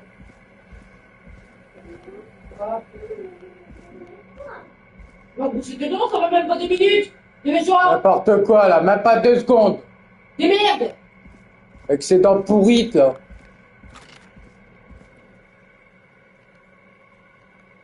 What have you found, Forrest? It's an autopsy tape. Doesn't say for who, but I think it must be for George. Poor George. He was so young. Something's bugging me, Peggy. What do you mean? I swear I recognize the voice. Ouais, là, il faudra que je la fasse creuser là. Can't place it. Seriously? Non, l'autre que... I don't know. faudra que je soigne. Parce que là, il va avoir quelqu'un de blessé après là. Avec un couteau. Found another tape. Talks more about how George died. What did it say? Sounds like he was running for his life. Sprinting through trees and bushes, getting cut up all over. What would drive someone to do that? I'm not sure yet. There's also a tape about a toxicology report. There were no signs of drinking or that he was on anything. What? But everyone said he went swimming drunk and drowned. It was in the newspaper and everything. I found a written autopsy report. What does it say? According to that, it's just like you said at the start. George drowned after getting drunk. Said he liked to fight, too. But that contradicts the tape. I know. And I think I know why.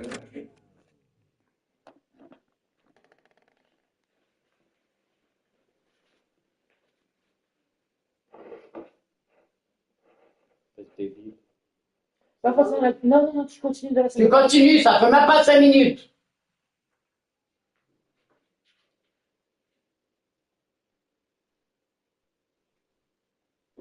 Et là, tu sais pas faire?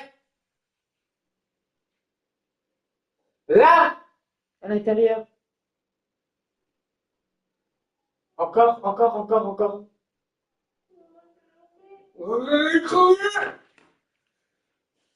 Laissez-moi pas faire ses dents. Vraiment un truc de balle.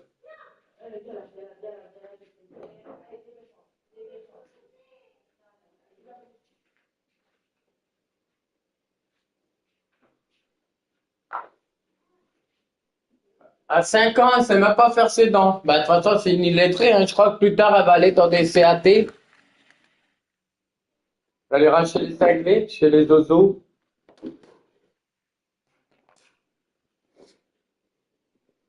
Il y aura la IM Pro.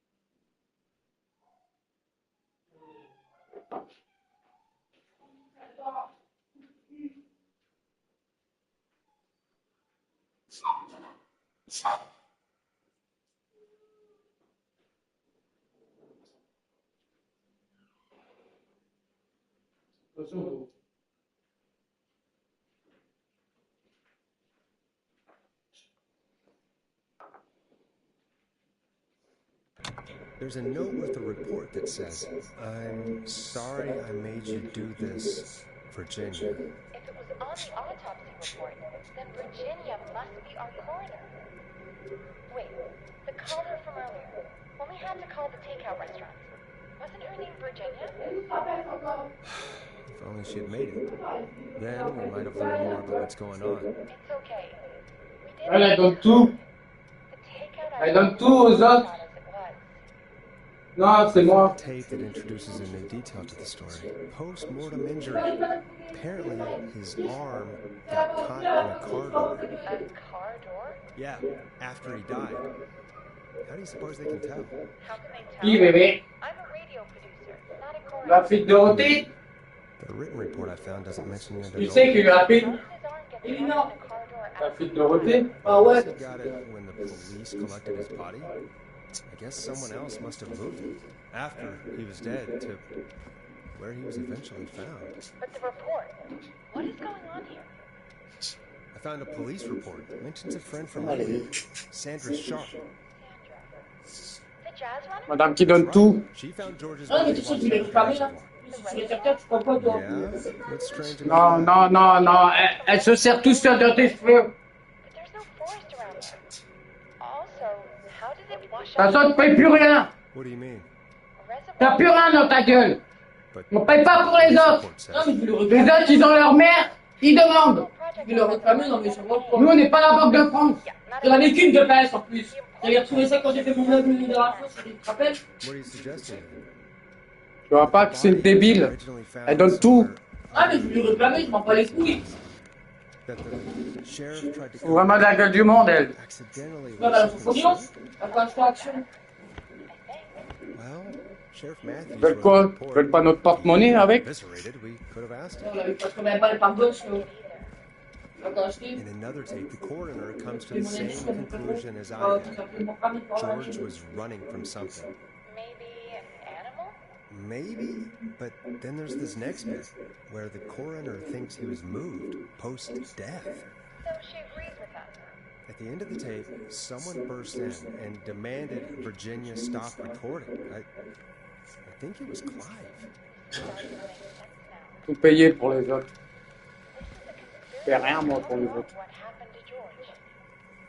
Elle croit que là, les sous, ils tombent comme ça. Du ciel. I think Clive might be gone. I found a confession, not for any killings, but for playing a part On n'a pas intérêt de raconter des conneries avant, je te dis. Tu dis qu'il n'y a pas de télé dans ta chambre, hein? he died. Il y a des livres et des jouets. Someone would find it.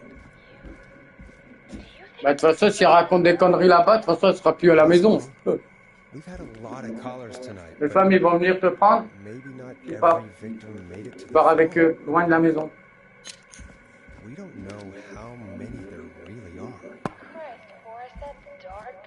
I know, but Clive said he had read about other murders in other towns. And Arrêtez, hein. the murders were all Fallait pas pour les autres. about the incident. And the killings were getting closer to Gallows Creek. He said he wanted to do something good for once. The board in his office. He wasn't tracking people down to kill them. He was tracking them down to save them. Ugh, why didn't he just come out with all of this? He said his employer threatened his family if he spoke out about any of it. His employer? Folle. The one who orchestrated the cover-up? Oh, Christ. Sorry for thinking he killed all those people. Ouais, elle croit qu'on est riche. Everything? I think so. Forrest, what's going on here? Someone wanted that boy's death to seem like an accident. And they hired Clive to make it look that way. Come back upstairs when you're ready. We need to figure out our next step. Connerie. Thank God you're back, Forrest. I've been running out of stuff to pad our airtime with. Peggy, you work ready. Forrest, I'm stressed. I mean, really, how are we supposed to keep a show going with all this happening?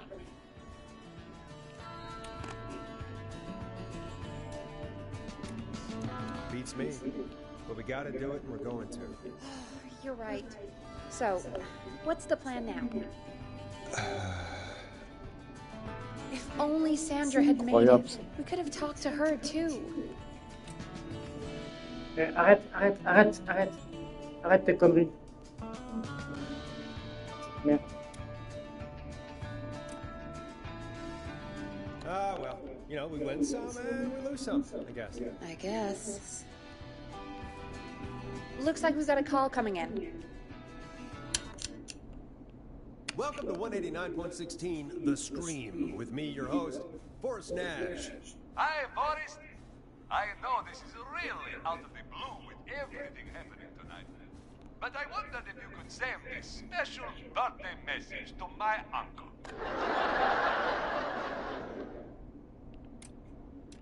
No, I don't want to. Oh, come on! It's his birthday. I won't have a chance to do it again until next year. May as well, Forrest. Fine. What's his name? Thank you, Forrest. He's my Uncle Ronnie. His first name's Peter, but he never liked his name. But since he always had salt and pepper hair, even as a kid, can you believe it? Folks always called him Pepper. Thanks for the history lesson. Is there anything besides happy birthday you'd like to say to Mr. Pepper? Oh my God, damn it! Yes! Tell him he can get the best birthday deals and party packages here at Putney's Pizza. Starting at... You son of a bitch! Stop calling us! Dis ce que tu veux! My fault. T'as pas dit dans ta chambre, Google! Don't blame me because Brian Ponte can't control himself. Google. Don't Si, worry, mais we've t'as already pas got dit another que call tu on veux the line. Just pick it up, okay? This is Ouais, moi aussi j'ai mal au cul. The Scream. I'm Forrest Nash. You're on the air, caller. Ouais. Tu peux pas imaginer n'importe quoi. On te met des trucs de ça. Caller. Non, tu le sais qu'il prend là. Attends, ça va quoi? Tu m'occupes la lessive. Ponte. Ponte's Pizza always delivers. Come rain or sleet or whistling man, we'll be there.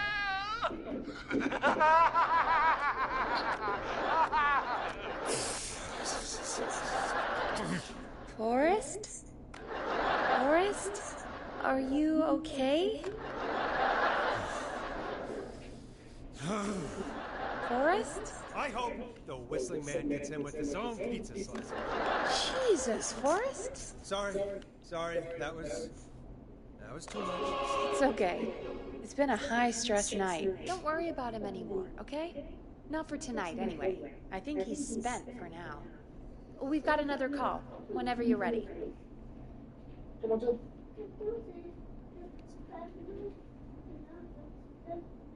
Y a rien. Blouson. The line's lit up. I need to take. T'as mal, moi aussi j'ai mal. Tu diras ça là-bas. Tu diras que t'as mal.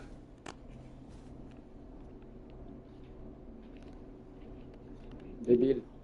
Folks, don't spend your money at Pawnee Pizza. That's all I'm gonna say about that. Moving along, I'd like to welcome another caller to 189.16 The Scream with me, Forrest Nash. Who may I say is calling? Well, hello again, Forrest. Don. We played your song, Long Ride Home. Did you hear? Can you tell us? Never mind that now. First, I'm calling because I need your help.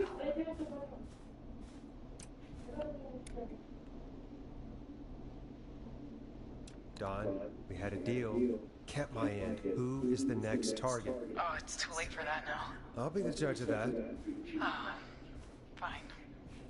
Chuck Brody was the next target. That ship sailed.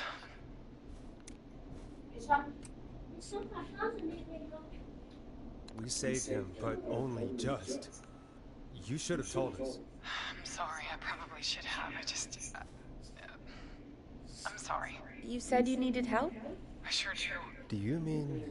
Yes, he's after me now. You? I think so. He must have heard me on the radio helping you. Right. Okay. Tell us everything. I was out following a lead, trying to work out who would be next, after Chuck. And what happened? And I started to feel like I was being followed. I came back to my apartment building, but this newfangled security system has me locked out.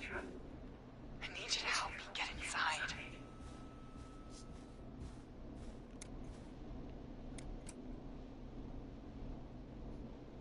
Don't you have a key to get in? Only for the apartment door. The front gate requires an entry code. The future is electronic, I guess. I need that code to get inside. Which apartment block do you live in? Maybe one of our listeners lives there too. It's the Woodside apartment. Town hall and the trailer park. Elle est là. I doubt any of your listeners live there. I don't have many neighbors.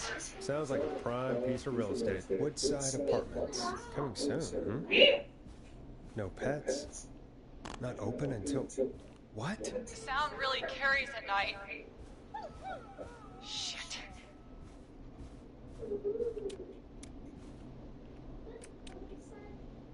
Sounds like a Si mi manda noisy part capitale, of je town. crois que c'est le capitale. Muzzle that thing and now he's blasting David Scopo out of his window. This night can't get any. He's coming down the street. I don't think he's seen me yet. Forrest, please. I need your help. I need the code for that security system, or I'm gonna die.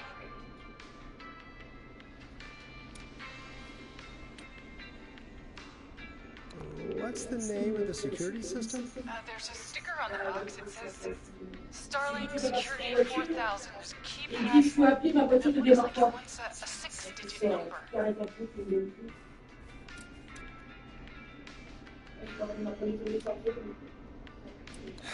We'll see what we can do. Thank you, Forrest. Yeah, of course. Don't worry, Don. Thank you, Forrest. I knew I could count on you. I'll sit out of sight. Call me back soon.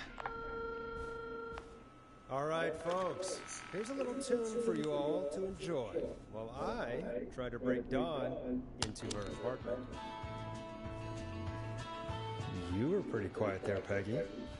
Forrest, was it just me, or was there something... It wasn't just you. Something was weird about that. Yeah, well, tell you what, we have a Starlink 4000 or whatever here at K-Camp. Clive bought one for the station. Maybe we can find something to help. Well, I'm not sure who, but to help someone.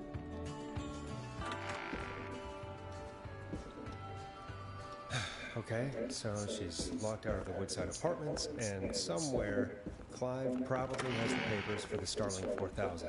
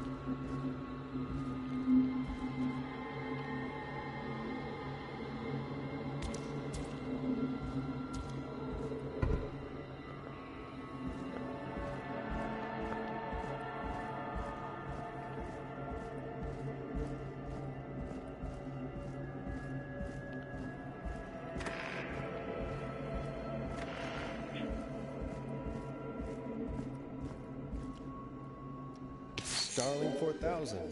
User manual. Ah, these codes should come in handy.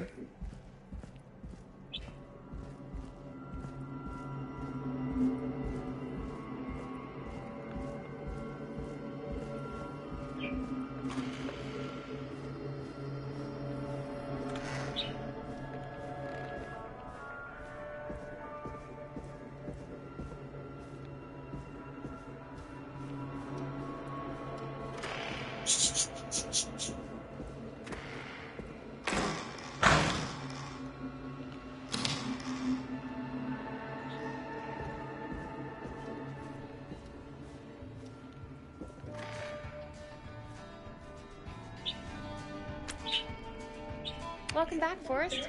Find anything? Starling 4000 security ring. It's got a bunch of codes. Good. And did you find anything else? I found a flyer for the apartments. They're not open for move-in till next month. No pets, and they're located pretty far from the trains. So Dawn probably isn't trying to get into Woodside, is she? Doesn't seem like it. All right. Well, I'll get Dawn back on the line then, Forrest. I'll let you take it from here. Thanks, Peggy. When you're ready, shut the music off. Line 1, whenever you're ready. Dawn, are you there? This is Forrest Nash from 189.16, The Scream. Oh, thank God you're back. I'm so afraid. What's the code to the gate?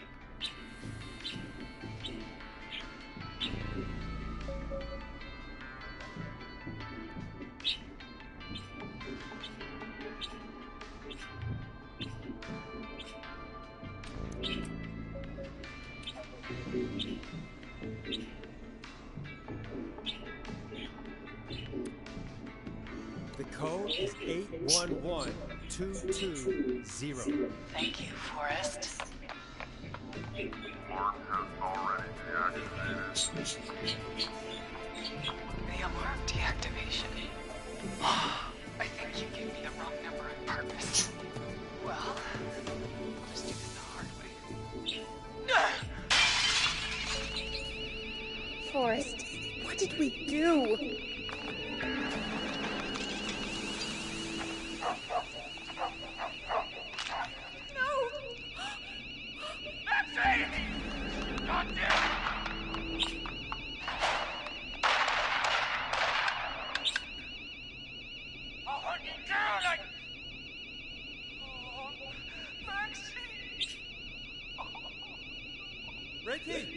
Ricky! Hello? Hello? Forrest? Is that you? Did you have something to do with this?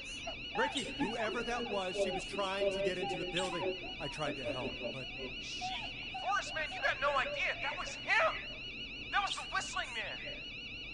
The alarm gave me just enough time to get my rifle. Oh, man, Maxie, I'm coming, buddy! Forrest, I've gotta go. I've gotta go! Come on, Maxie. Stay strong. Okay, Gallows Creek, here's some music while we process what just happened.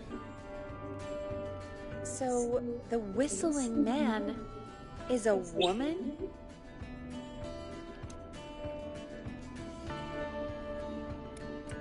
Yeah, I worked it out a while ago. Yeah, sure, Forrest. You just never mentioned it. She called up. You spoke to her multiple times.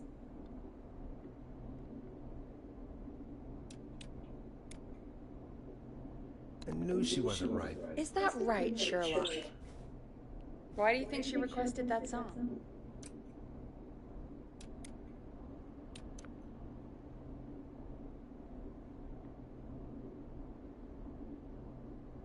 To get me outside? Maybe, but how? She didn't know the song was outside to start with. That's right.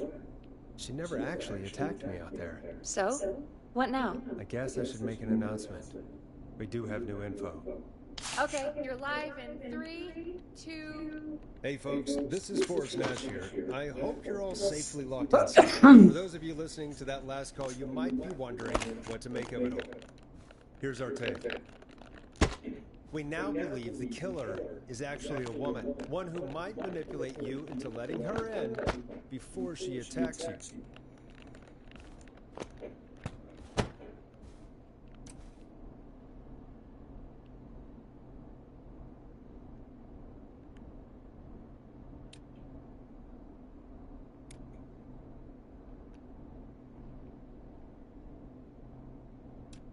We're neighbors. Look out for each other. Stay safe. The killer was calling themselves Dawn.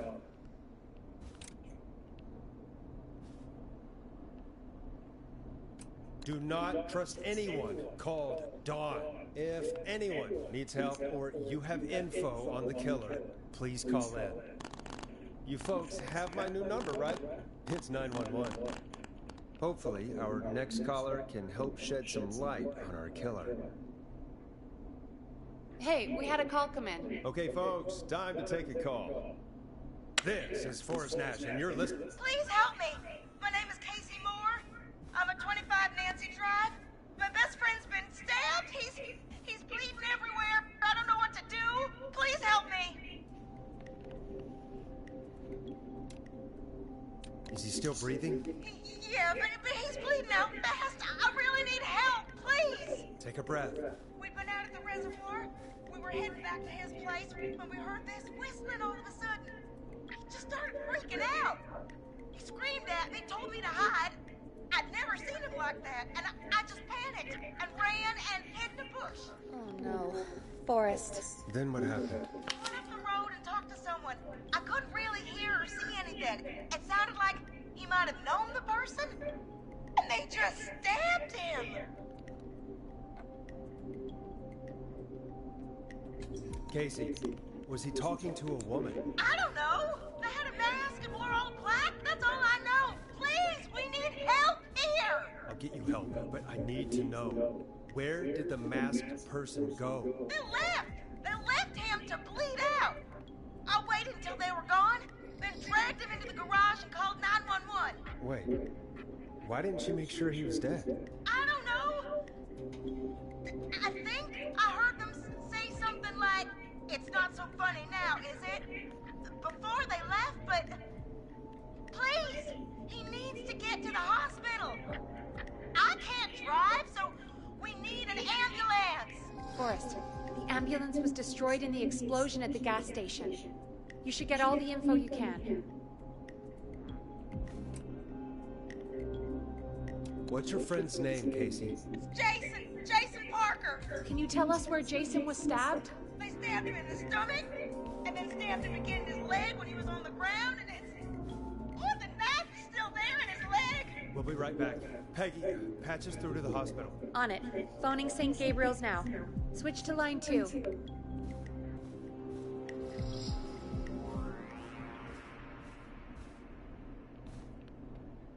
Hello, St. Gabriel's Hospital. How can I help you?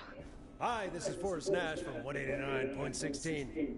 We have a stab victim at 25 Nancy Drive named Jason Parker. He's been stabbed in the stomach and the leg. He's bleeding heavily. Oh God, I'm sorry. The ambulance is, well, you know. I know, but please, we need something, or he's going to die. Forrest, listen, we're going to have to get him here. We need to see him, and we can't get there ourselves right now. We don't have any way to drive him right now. And even if we did, he's bleeding out fast. All right, listen. We need to buy him time to get here. That means stopping the blood first, and then finding someone to stabilize him. To stabilize him, you really need someone with first aid training. Do either of you have any? No. Me neither. Damn it. I'm really sorry about this, but I have other patients who can't wait. All I can do is talk you through the procedure as quick as I can, and then leave the rest to you. You think you can handle that? Hit me. I'm sure we can handle it. Okay, from the top. If he's bleeding out, then you need to get him comfortable and try to stem the bleeding. Lay him down. Apply continuous pressure directly to the affected areas. When the bleeding slows, get a clean cloth of some kind and hold it over the wounds. Get them comfortable. Apply pressure. Clean cloths when slowed. Got it, I think. You said he was stabbed, right? If the object he was stabbed with is still in him, don't take it out. It's stopping the worst of the bleeding right now. If anything, you should secure it so it stays where it is. I wouldn't have thought of that. It makes sense, though. God, that was a lot of info. But I think we can handle this. Glad you got it so far, because there's more to go.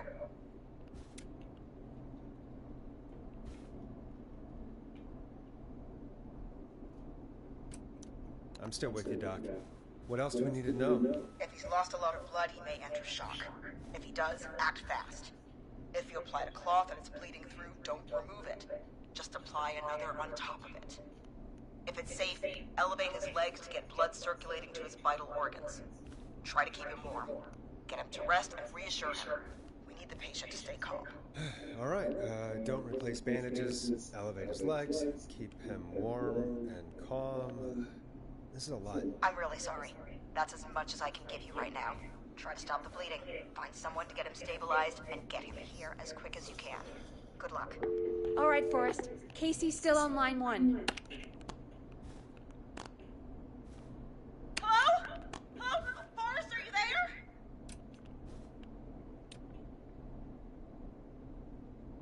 Casey, I have bad news. We're on our own for now. Oh, no. No. Jason! Why the hell didn't I do anything? No, Casey, you did the right thing. We got advice from somebody at St. Gabriel's. We're gonna talk you through this. Oh, thank God! I've been putting pressure on his stomach wound since you left, but he's still bleeding. I don't know what to do. That's good, Casey. The nurse said to do that. What about the knife in his leg? It's gotta be hell. Should I pull it out? Yeah, that has to be incredibly painful. We should definitely get it out of him. All right. Here goes. Jason, just hold on.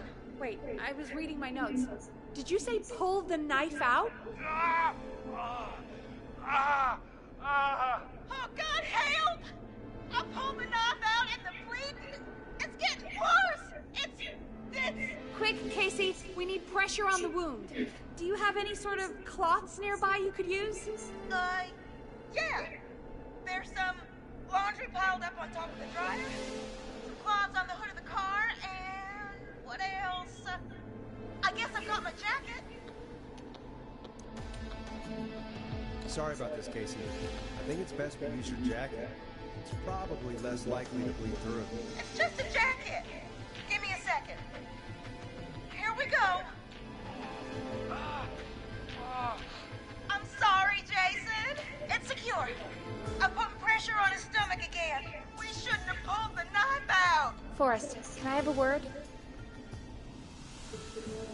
Now isn't the best time, Peggy. Can it wait? Forrest, it's kind of important. All right. Give me a second. Casey, I'm going to have a quick word with Peggy. Keep putting that pressure on and let us know when the bleeding is under control. You're doing great. But what if something happens? We'll still be here. Just shout if you need anything, and we'll be there. I promise. Okay. I'll wait. Jason, please be okay. What's up, Peggy? We can't stay on the line with her all night. Dawn is still out there. What if other people need us? You're right. She's probably on her way to her next target right now. Exactly. And you heard the nurse. We need someone there with training who can stabilize him. He's got to get to the hospital somehow.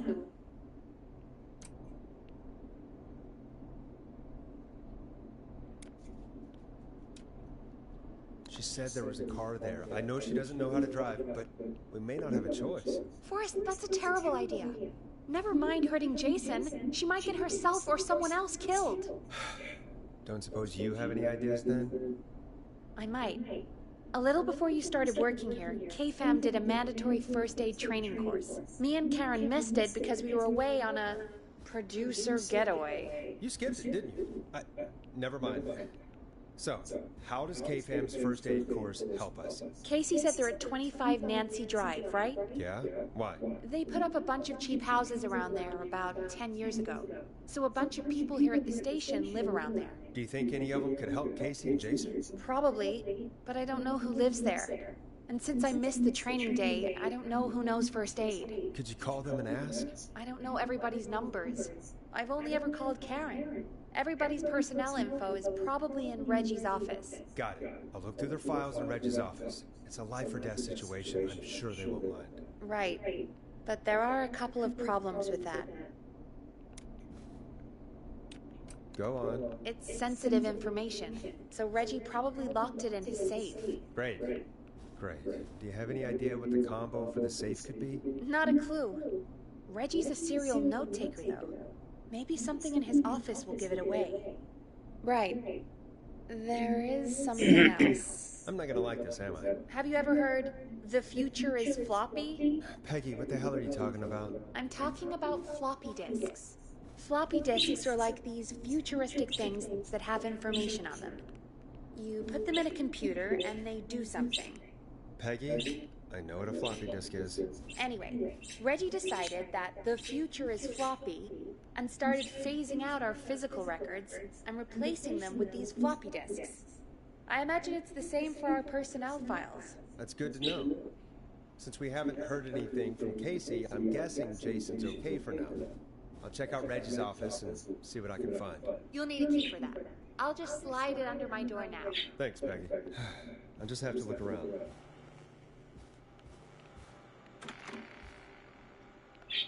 Good. I'll patch my mic down to the office so you'll hear me over the intercom.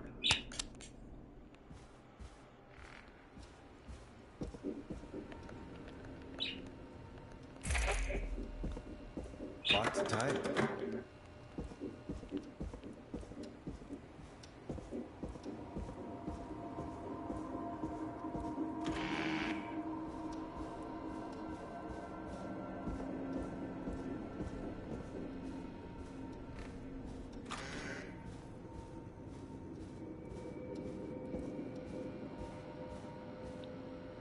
I'm not getting in there tonight.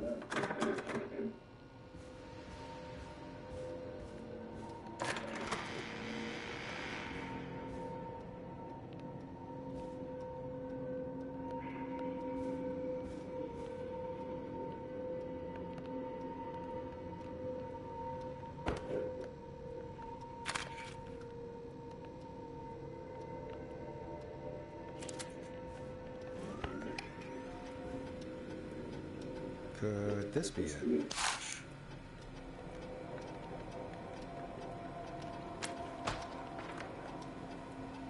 Looks like I need a 4-digit code.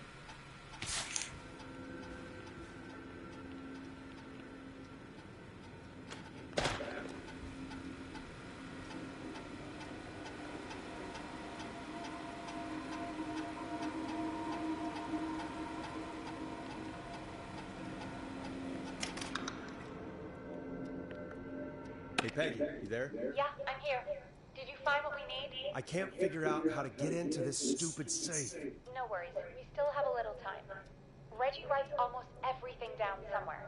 I'd recommend you start reading. I'll have a look around. You're probably right. I'll let you know when I find something. Or don't. Nice!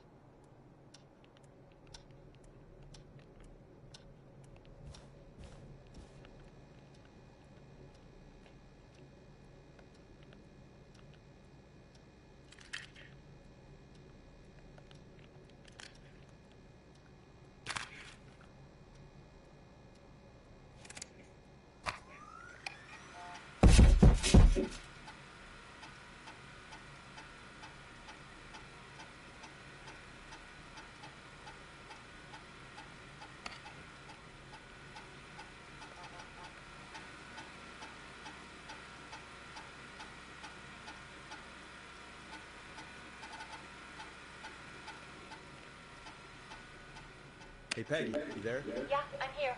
Did you find what we need? I think I know who our best bet is to help Casey and Jason. All right, good work. Who should I... Hello? Is anybody there? Please pick up. Casey, I'm here. What's wrong? Jason started going pale. I tried to get him to rest, but he just threw up everywhere. What's happening? What do I do?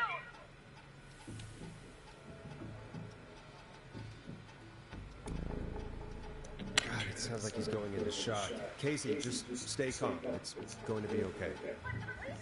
Slow down. Did I mess up? Jason, I'm sorry.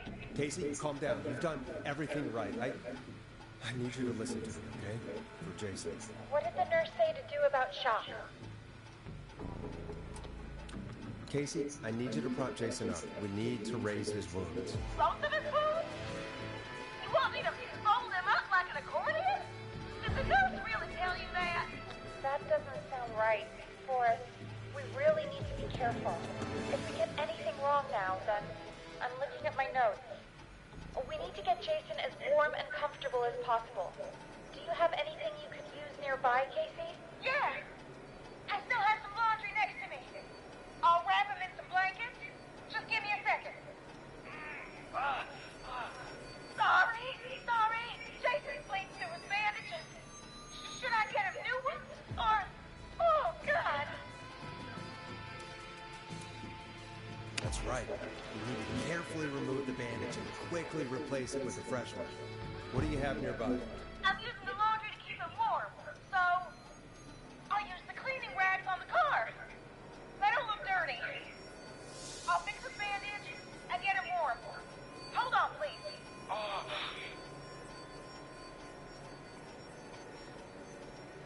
Sorry. I'm done. You're gonna be okay, Jason. Just relax now, okay? I'm scared. He's not doing well. Is he gonna... I'm going to be honest, Casey. It's not looking good. But you, me, Peggy, we're doing everything we can to get him help. Oh, God. Send help as soon as you can. I can't lose him. All right, Forrest, we need to hurry. Jason doesn't sound like he's doing too well. You said you knew who to call earlier? Who was it? I had a look. Karen lives nearby. Let's call her. Really? If you say so. Karen it is, I guess. I'm calling her now. Karen, pick up.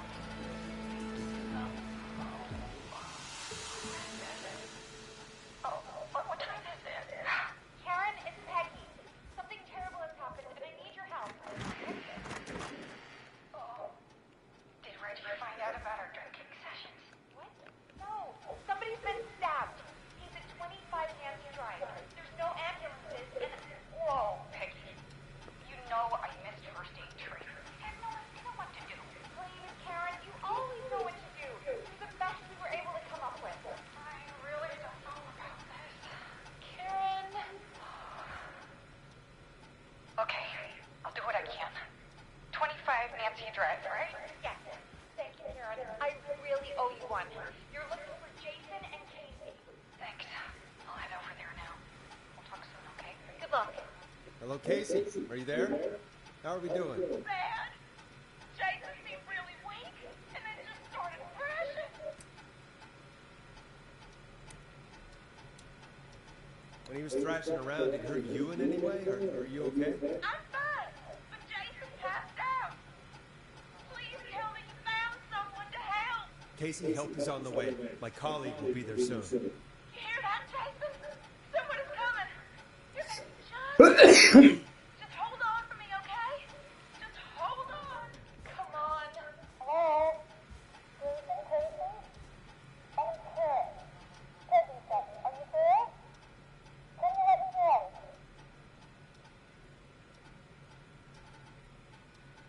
Oh boy, he's definitely been stabbed. I'm gonna need you here, Casey. It's gonna be all hands for this one. Okay. Forrest, we'll call you back later. I have to go now. Good luck, everyone. God, I hope he's gonna be all right. And with that, The show moves on. We're sending our best wishes to Jason. Well, after all that excitement, I think we could use some music. Come back upstairs when you're ready.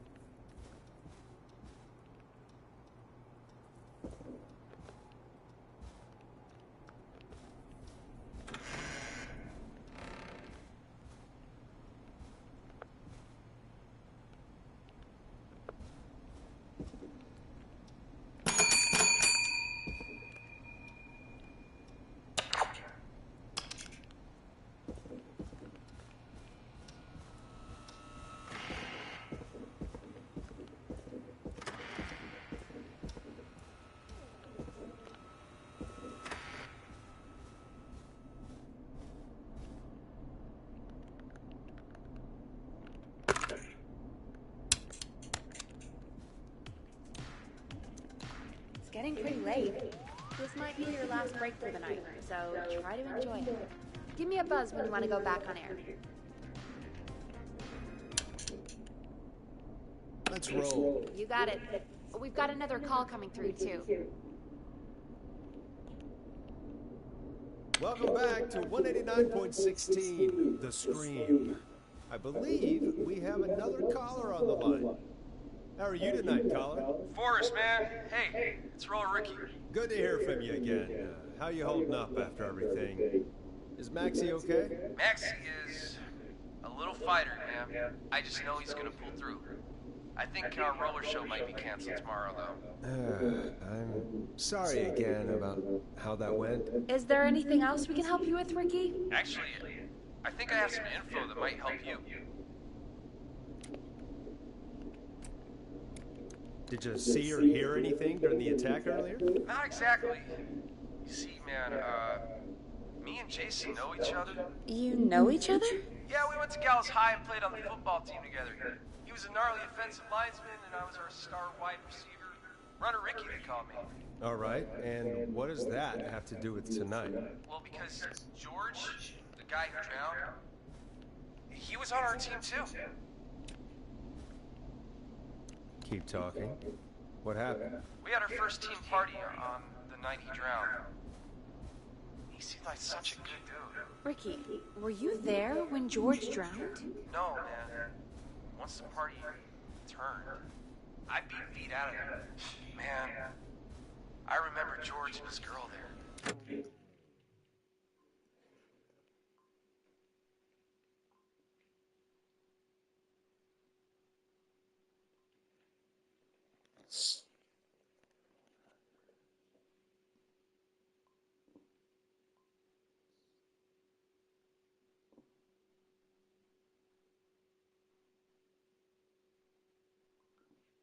It was a whole lot of love, man. I could see it, you know?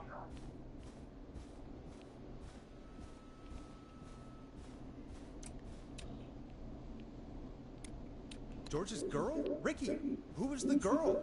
She might just be the one behind all of this. What? No way, man. There was so much love there. I can't believe she'd ever be capable of anything like this. Ricky, please. What was her name? I never got her name, man. He just called her Bean. I didn't really know her before or see her after that. Then what did she look like? Please, tell us anything you remember. I just remember a pretty girl, man. I'm sorry. Ricky, you said the party didn't last long.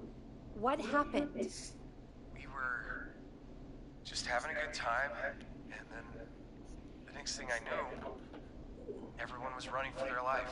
I looked up and saw the goddamn whistling man in the trees.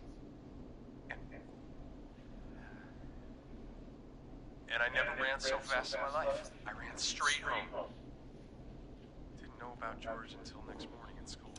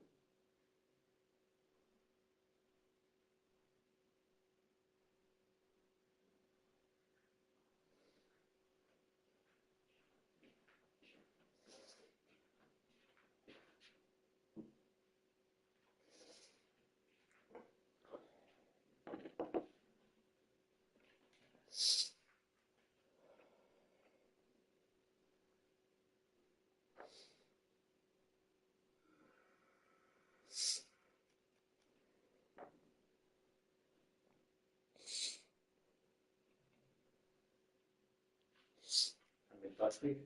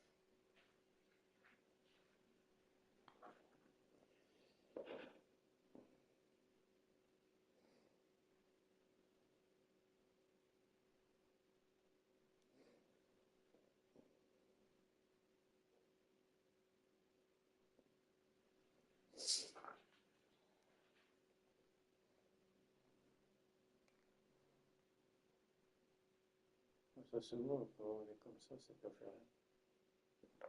Mais je pense pas parce que...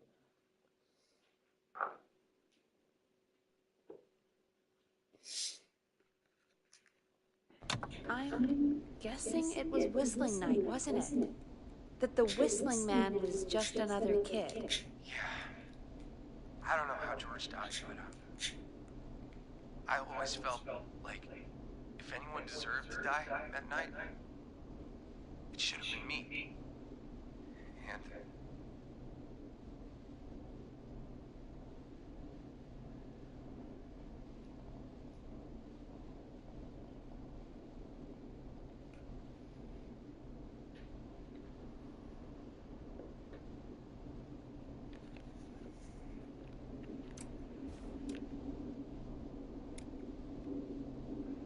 Wonder what would have happened if you didn't run. Forrest. no, I know what you mean.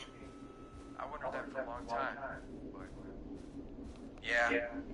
Just thought I'd tell you all what I know. Thank you, Ricky. This helps. Thank you. You got it, man. Anyway, I think it's time for me and Maxie to free up your phone lines. Night, Ricky. All right, folks. Looks like we got a new lead in the case. If anyone has any info about this mysterious being, please call in. If she was George's girlfriend back then, she's probably in her mid to late 30s now. Huh. Oh, we have another call coming in, but hang on. What's up, Peggy?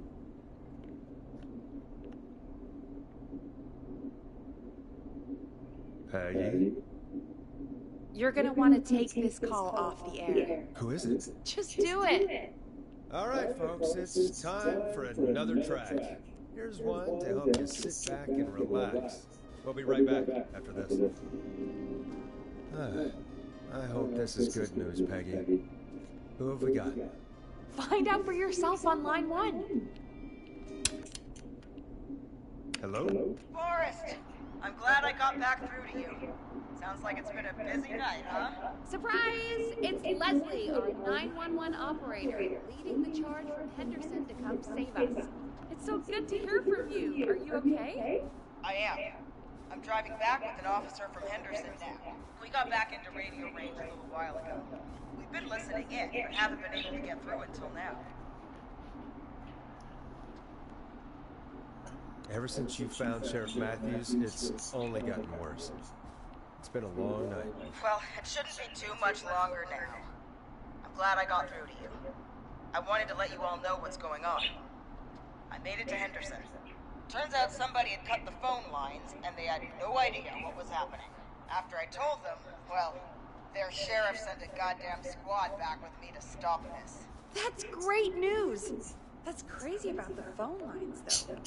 Do you think the Whistling Man cut them? I'm guessing so. I don't know how the Whistling Man did it. But that doesn't matter right now. Listen, we're coming in hot, but we need your help. I know Gallows Creek isn't a big town, but if we don't know where the Whistling Man is, we can't get him. Her. That's where you come in.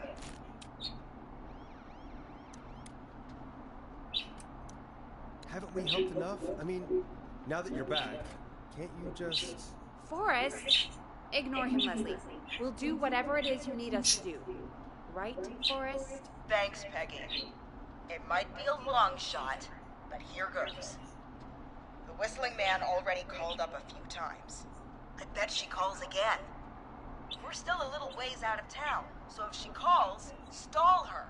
Buy as much time as you can for us to get in. And while you're talking to her, try to figure out where she is.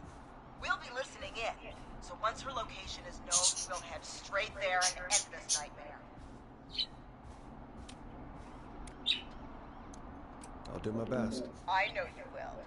Heck, I can see the headlines now. Forrest Nash's interview of a lifetime. Anyway, I'll radio the other cars and tell them the plan is a go. Hopefully the next time I see you, it'll be with our killer behind bars. Take care now. We'll see you soon, Leslie. Oh, thank God. It sounds like this is almost over. We're nearly through this.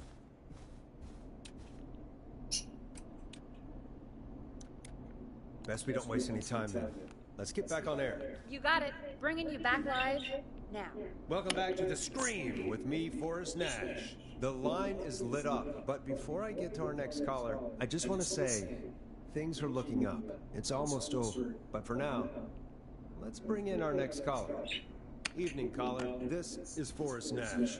Forrest? Casey, is that you? Are you all right? Forrest, it's Jason.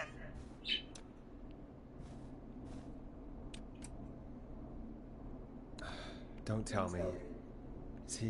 He's gone. Oh, Jason. Your friend. They tried everything they could. They said he just lost too much blood. Casey, I'm so sorry. I can't believe he's gone. Could I have done more? You did everything you could have done. You both did. I'm sure Jason knows that. Thank you, Forrest. I really hope so. Hey, guys, I'm really sorry, but there's a call on the other line. I just need to make sure we don't have another situation brewing. It's all right, Peggy. I understand. Do what you need to do. Thank you, Casey. I'll be right back. Forrest? Yes, Casey? Before Jason passed out, I asked him who did this, and I think he knew who attacked him. Are you serious? Yeah. He said it had to do with a boy named George Barrow? It all keeps coming back to George Barrow. He said that George died during... God, what was it? Whistling night? Some kind of prank night. And that the person who stabbed him wanted revenge for George. Casey, are you absolutely sure this is what Jason said? Yeah, I think so. Jason still seemed with it when he was telling me, so I don't doubt what he said. Did you say Jason told you who the Whistling Man is? He did. He said it was a woman. They went to school together. Somebody called him a... What? What happened? Are we still on air? No, we're not. Seems like the power is on. How do we get it back on? We can use the emergency generators down in the basement. Reggie picked it up a while ago in case we ever needed to do an emergency broadcast. An emergency broadcast? Nuclear war, alien attack, broadcasting the serial killer's location to the cops so we can end this nightmare. Fair point. It's in the storage area in the far back corner, up on the wall. You might have spotted it earlier when you were digging around for all those tapes. It'll have a big red button. Just press that. I'll see you when you're back.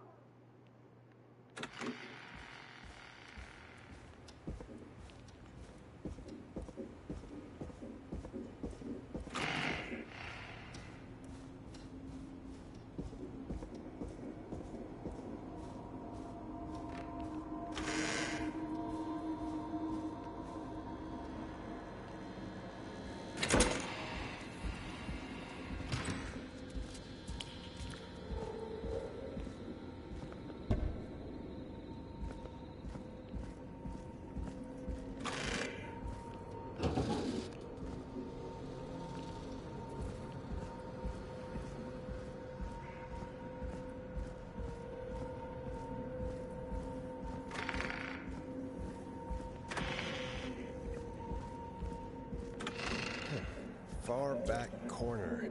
Why is this station so big?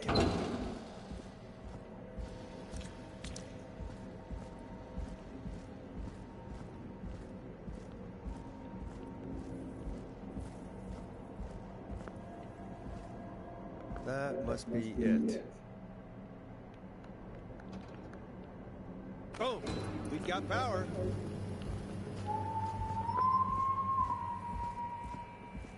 Whistling. I need to warn Peggy.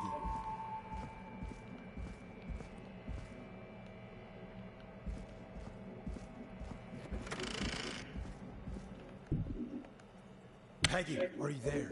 Are you... Peggy. I need to get back upstairs.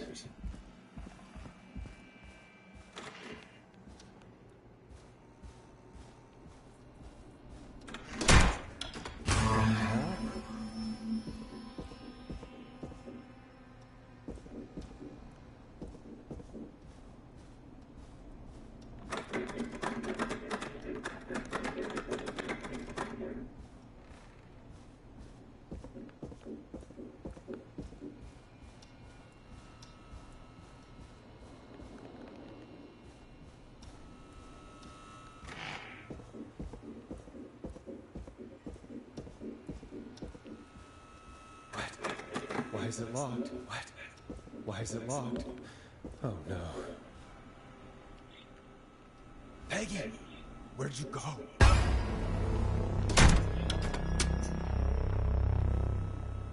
No way. This can't be happening.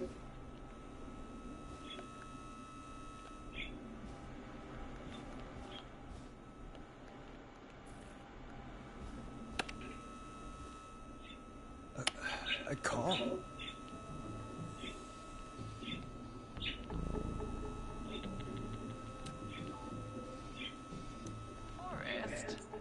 Forrest, come on, Forrest. Like that.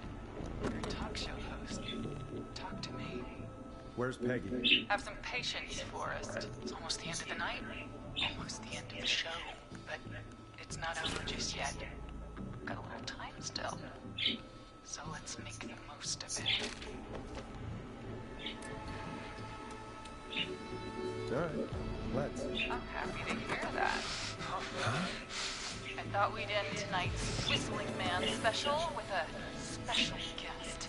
The one who started it all. Oh, let me take that out of your mouth. You crazy bitch! Let me go! Welcome to the air, Mr. Teddy Gallows Jr. Wait. It's all gonna come out tonight, Teddy. Your daddy had it from the safety 20 years ago. Wait. Where the hell is Teddy? How are you talking to him if you're here with me? Because I'm not there with you, Forrest. I'm here with Teddy, and if he says where that is, well, he knows I'll get it.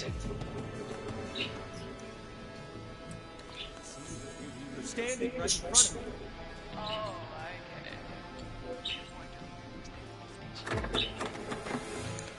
Forrest Nash, let me introduce you all to the Gallows Free Group. To my boy, Henry Barrow.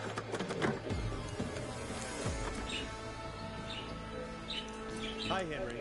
Nice to meet you. Don't mind him. He's just shy. Of course. That explains how you were always able to get around town so quickly. Hang on. Did you say Barrow? Are you? Let me just get this mask off. Damn uncomfortable. No wonder we went crazy wearing this.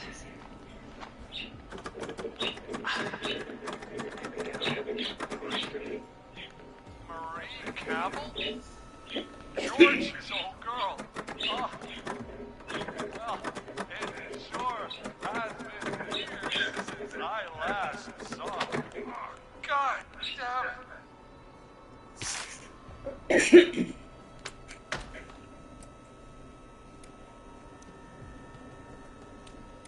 I'd be quiet if I were you, Teddy.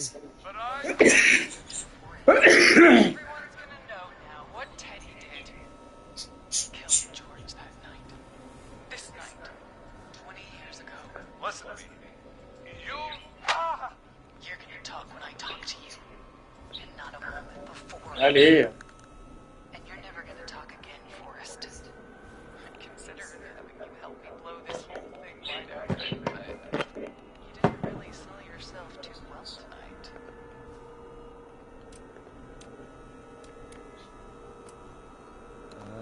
All right. I'll just get going then. Henry, honey, he's all yours. Hey, wait a minute. Back off. Don't come any closer. Don't worry. I'll let Peggy be honest about her before I send her away.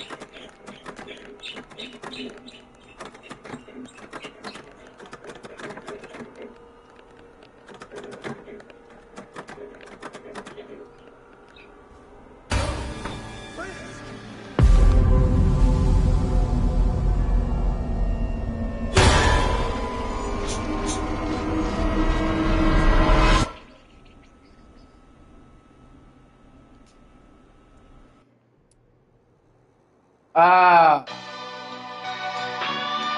Ma che c'è? Putain, dégoûté.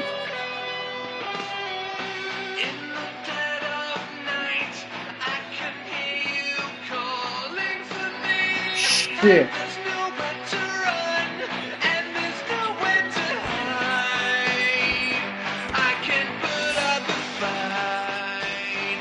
Écoutez.